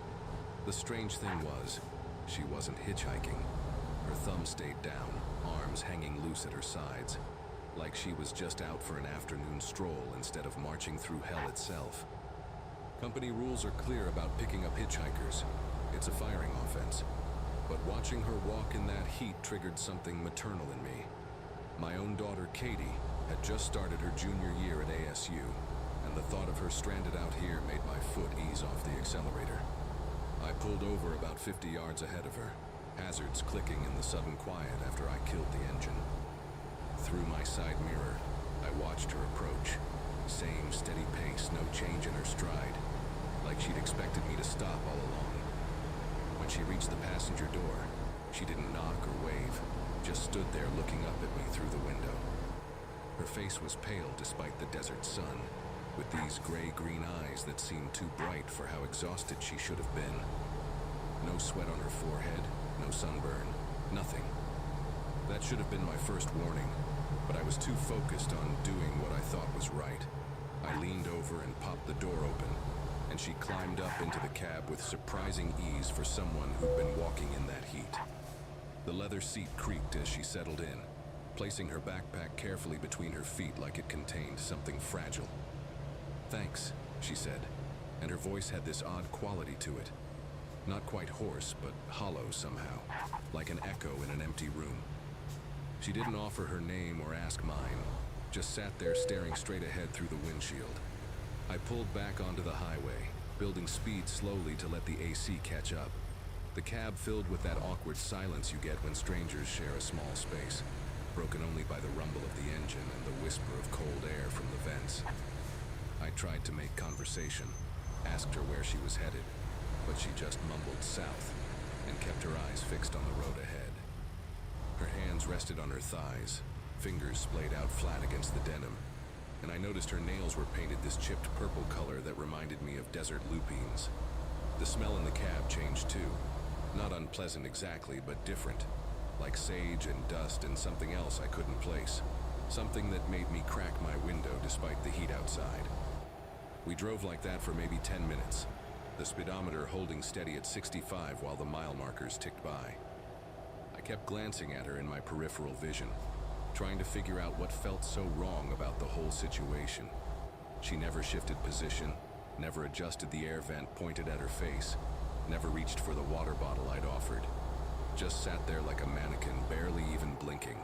The GPS showed we were coming up on Goldfield in about 40 miles, and I figured I'd drop her there, let her find another ride or catch a Greyhound. But then she moved for the first time since getting in, turning her head slowly to look out the passenger window. We were passing one of those roadside memorial crosses, white wood bleached even whiter by the sun, plastic flowers faded to gray, somebody's name on a small metal plaque that I couldn't read at highway speed. They're all over Nevada highways, marking spots where accidents happened, where somebody's story ended. "Pull over," she said suddenly, her voice sharper than before. It wasn't a request. I eased off the gas, confused, thinking maybe she was sick or needed to use the bathroom, though there was nothing but desert for miles. But she was leaning forward now, pressing her palm flat against the window, staring at that memorial cross as we rolled past it. "Please," she added, and something in her tone made me hit the brakes harder than I intended. The truck shuddered to a stop about 100 yards past the memorial, gravel crunching under the tires. She had her hand on the door handle before we'd even stopped completely, and I watched in my mirror as she climbed down and started walking back toward the cross. The heat hit me through the open door like a physical force, and I could see the air shimmering around her as she moved. I put the truck in park and followed her, partly out of concern, and partly because something about this whole thing had my nerves singing like power lines. She stopped right in front of the memorial, standing so still she could have been another desert monument. The cross itself was nothing special, 2 pieces of wood wired together, weathered and splitting at the edges. The plastic flowers at its base had been there so long they'd turned the color of old bones. But it was the plaque that made my mouth go dry. Ashley Reeves, 1999 to 2023, forever young. The date hit me like ice water. September 15th, 2023. Exactly 1 year ago to the day. The girl, Ashley, I guess, knelt down and touched the plaque with one finger. tracing the letters of the name like she was reading Braille. The wind picked up suddenly, sending dust devils spinning across the highway, and her ponytail whipped around her face. She looked up at me then, and those gray-green eyes had gone almost transparent in the late afternoon sun. "I was going home," she said, her voice so quiet I almost missed it. "Heading back to Vegas after visiting my boyfriend in Reno." The other driver was texting, crossed the center line doing 70. I stood there trying to process what she was saying, the rational part of my brain scrambling for explanations. Maybe she was a sister, a friend, someone who knew Ashley and was grieving in her own strange way. People deal with trauma differently, and the desert can mess with your head even on good days. But then she stood up and turned to face me fully, and I noticed things I should have seen before. Her green t-shirt had a tear across the stomach, edges darkened with something that looked rust-colored in the fading light. The left side of her face, which had been turned away from me in the truck, had a pattern of fine scratches running from temple to jaw. Not fresh ones. They looked healed over, silvery like old scars, but they hadn't been there when she first got in. Or had they? The heat was making everything wobble and blur, and I couldn't trust what I was seeing anymore. "That's where I died," she said, pointing at the spot where the memorial stood. "Right there where the gravel meets the asphalt. My car rolled 3 times. They said I was gone before the paramedics arrived." The words hung in the desert air between us, impossible and undeniable at the same time. I took a step backward, instinctively, and felt the heat from the asphalt seeping through my boot soles. Every horror story I'd heard from other truckers at rest stops and diners came flooding back. Tales I'd always laughed off as highway folklore and too many caffeine pills. But here I was, standing on the side of Highway 95 with a girl who claimed to be dead, and the evidence was stacking up in ways I couldn't explain away. "You need help," I heard myself saying, though the words came out shaky. "There's a hospital in Goldfield, or we could call someone." But she was already shaking her head, that ponytail swaying like a pendulum. "I just needed to see it again," she said. "Every year on this day I try to make it back here. Sometimes people stop, sometimes they don't. You're the third one to actually follow me to the cross." She reached down and adjusted one of the plastic flowers that had fallen over, her movements careful and deliberate, like she was tending a garden. I wanted to run back to my truck, lock the doors, and drive away fast enough to convince myself this never happened. But something kept me rooted there, watching her say goodbye to her own memorial. She stood up slowly, brushing invisible dust off her jeans, and looked at me with something that might have been gratitude. "I should go," she said. "You've been kind. Kinder than most." She started walking back toward the truck, and I followed a few steps behind, my mind racing through rational explanations. Heat stroke, elaborate prank, mental breakdown, hers or mine. But when we reached the Peterbilt, she stopped at the passenger side and looked up at me one more time. "Drive safe," she said, "and maybe don't pick up any more hitchhikers today." I blinked, just once, a normal blink, fraction of a second, and the space where she'd been standing was empty. No footprints in the gravel, no shadow moving across the desert. The passenger door was closed, though I hadn't heard it shut. I climbed back into my cab with legs that felt like water, fumbling with my seatbelt like I'd forgotten how buckles worked. The seat where she'd been sitting showed no indentation in the leather, no warmth from a body that had been there just minutes ago. But that smell lingered, sage and dust and something else, stronger now. I grabbed my phone from the center console, hands trembling as I Googled Ashley Reeves Nevada car accident 2023. The signal was weak, but the search loaded eventually. Third result down, a news article from the Tonopah Times-Bonanza. Young woman killed in head-on collision on Highway 95, September 15th, 2023. The other driver survived with minor injuries. There was a photo, the same gray-green eyes, the same dark hair, though styled differently. Ashley Marie Reeves, aged 23, originally from Las Vegas. The article mentioned she'd been visiting her boyfriend, Brandon, in Reno, and was driving home when the accident occurred. Every detail matched what she'd told me. down to the other driver texting. My stomach churned as I read the last line. Reeves was pronounced dead at the scene after her vehicle rolled multiple times. I sat there for another 20 minutes, engine idling, watching the sun sink toward the mountains and paint everything orange and red. Other vehicles passed occasionally, a few cars, another semi, an RV with bikes strapped to the back, but none of them slowed near the memorial.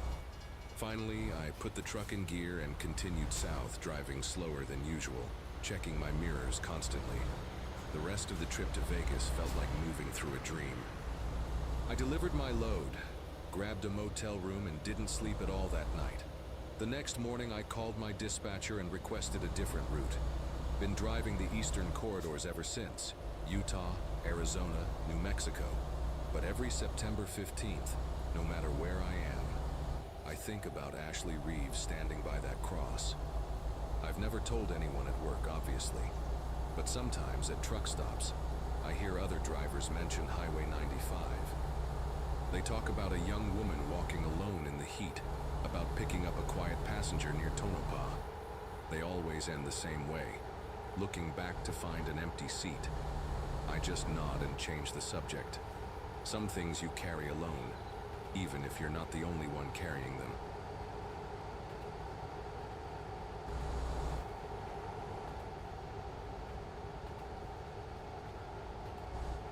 "23 years behind the wheel of an 18-wheeler teaches you things about the road that most people never learn."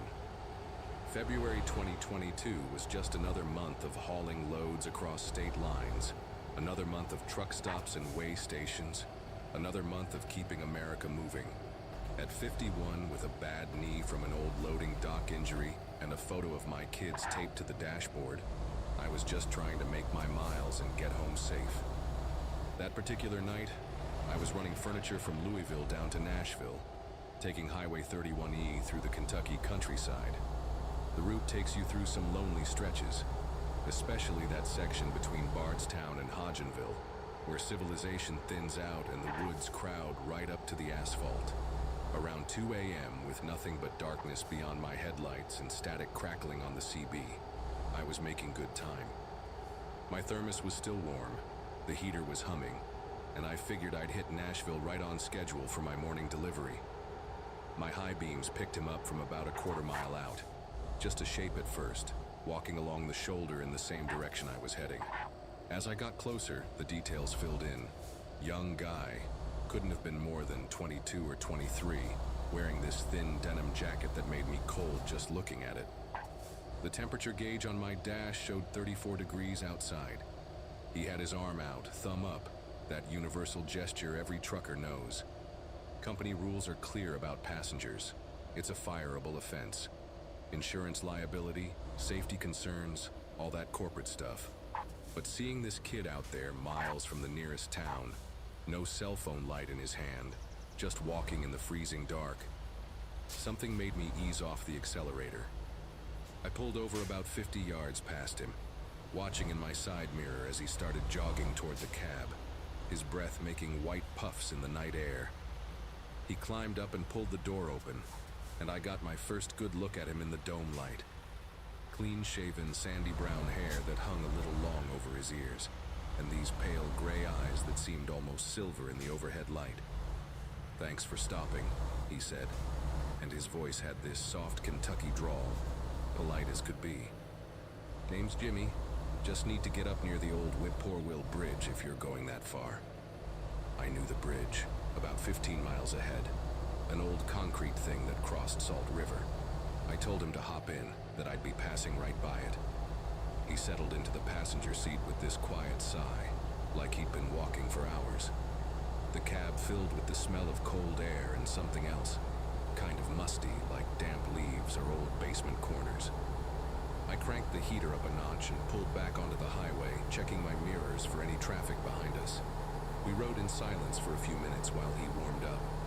I offered him some coffee from my thermos, but he shook his head, just stared out at the road ahead. Finally, I asked him what he was doing out here at this hour. No car, no nothing. He turned to look at me, and in the green glow of the dashboard, his face looked almost translucent, tired beyond his years. Car broke down, he said simply. Been trying to get home.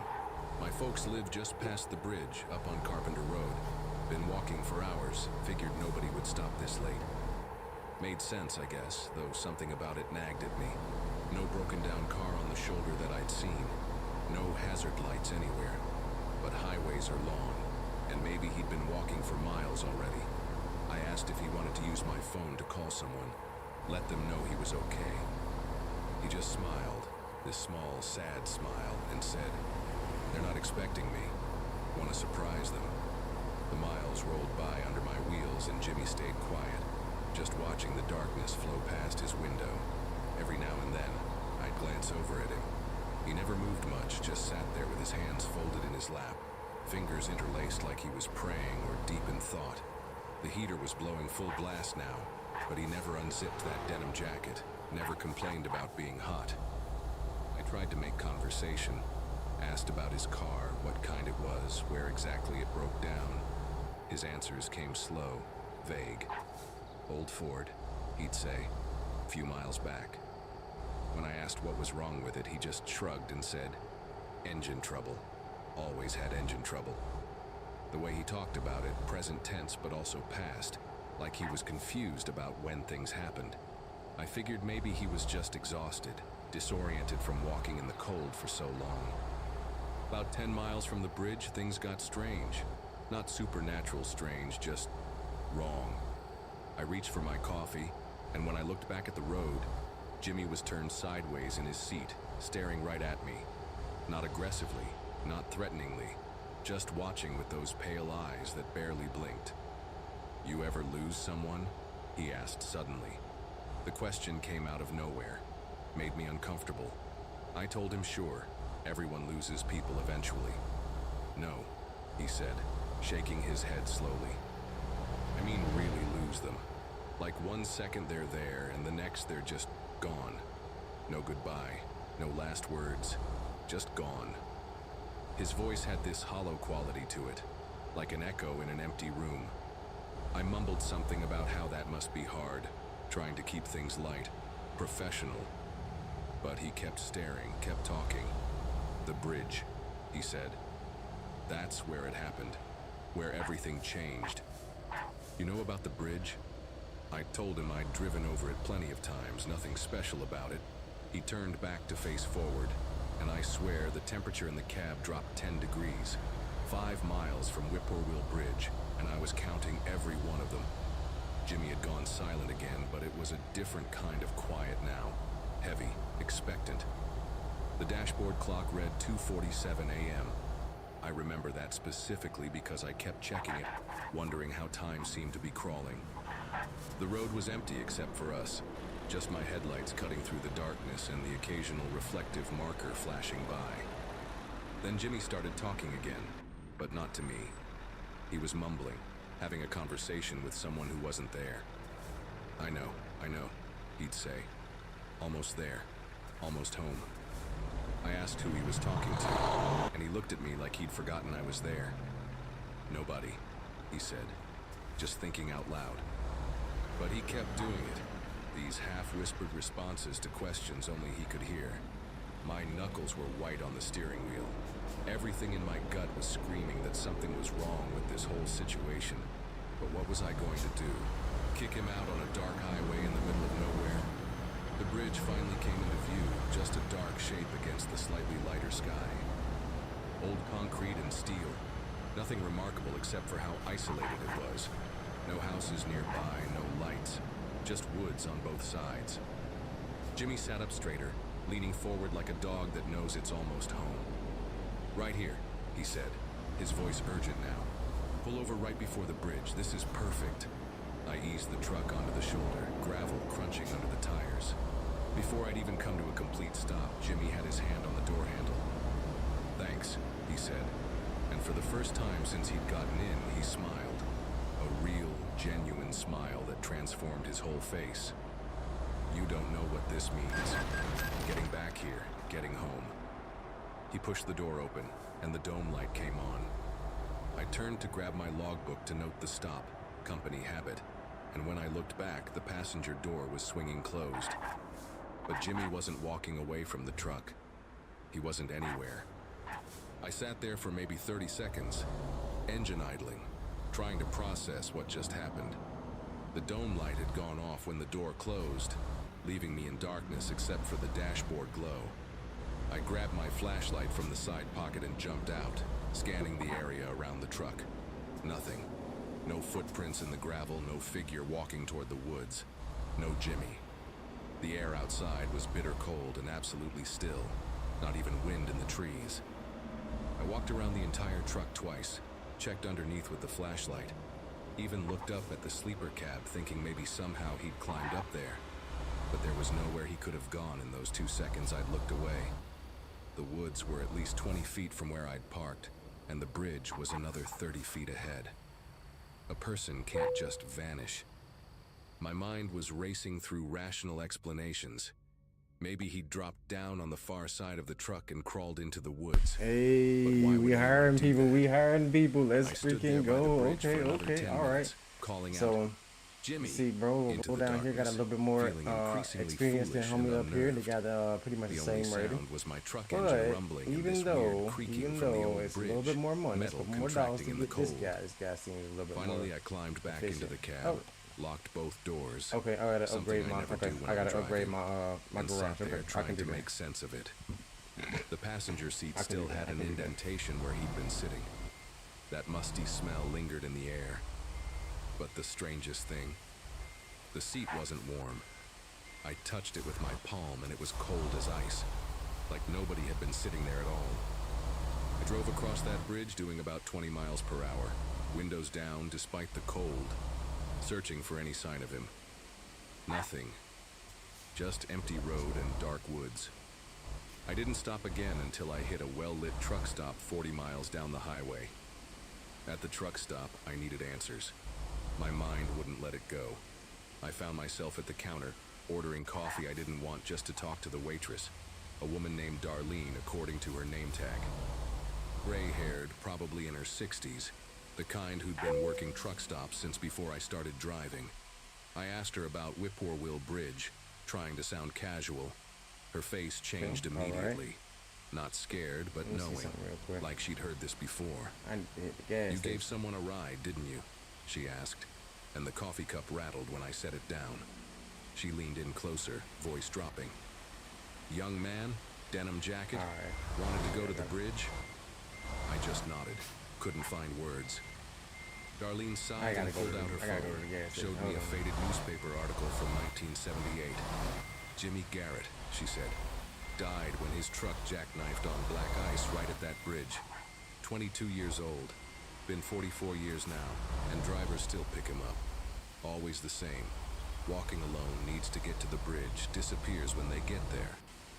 I read that article 3 times, staring at the grainy photo of a young man who looked exactly like my passenger. Same sandy hair, same pale eyes, even the same denim jacket. The article said he'd been driving home to surprise his parents for his mother's birthday when he lost control. Died on impact. Darlene patted my arm and said I wasn't crazy, wasn't the first, wouldn't be the last. Other truckers at the counter nodded, and one guy said he'd had the same thing happen in 2015. Another claimed his brother picked up Jimmy in 2008. They all had the same story. Cold seat, sudden disappearance, that musty smell. The rational part of my brain kept saying this was impossible, some kind of local legend everyone was in on. But I knew what I'd experienced. That was no prank, no hitchhiker running off into the woods. I finished my route, delivered the furniture, but I've never taken Highway 31E again. I go the long way now, adding an hour to my trip. Because I know Jimmy's still out there, still trying to get home, and I can't bear to see him again, knowing he'll never make it.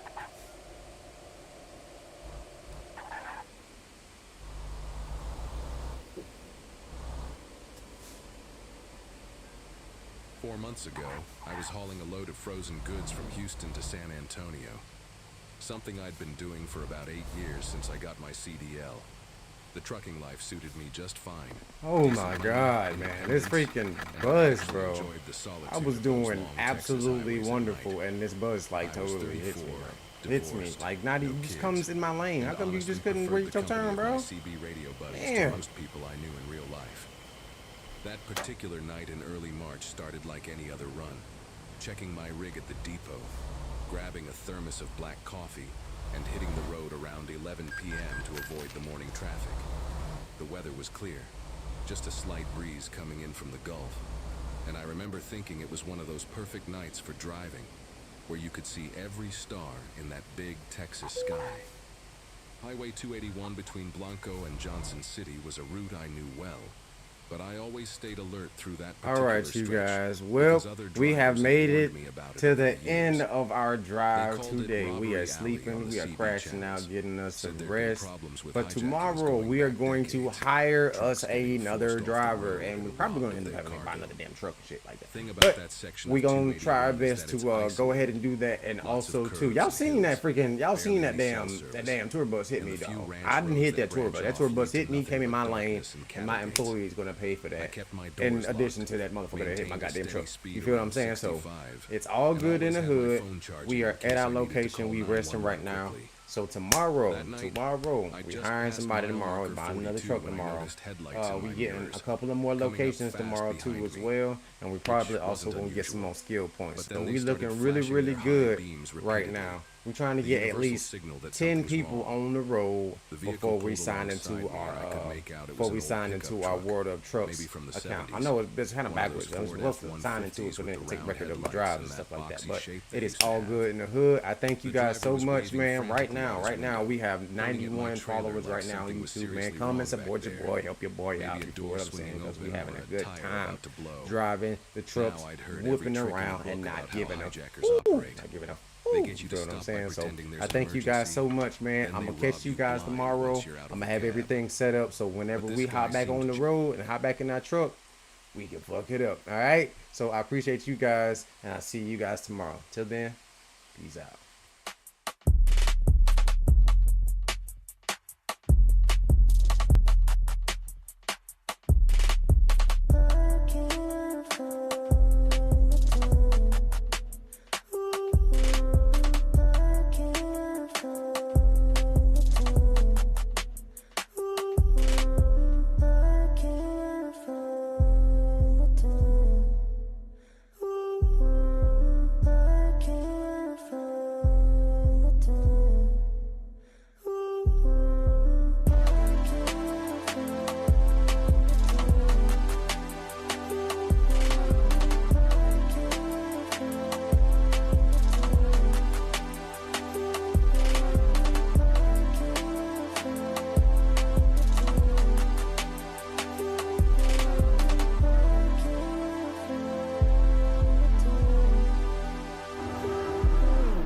DM me your location. 105 in the freeway. OMW on my way. Shit going on Tuesday. Chop it out, look like it's in fade. Split that shit like 2 ways. Bay gon' get what they say. Find out of that Gucci. Damn, plane going up as a vacay. Rinse off horses sorbet. Shit get chased like day. See y'all niggas in the morning. And niggas got babies like baby. Gotta smash that place like white gray. Don't call, don't text on your birthday. Leave a pretty bitch hurt like a heartbreak.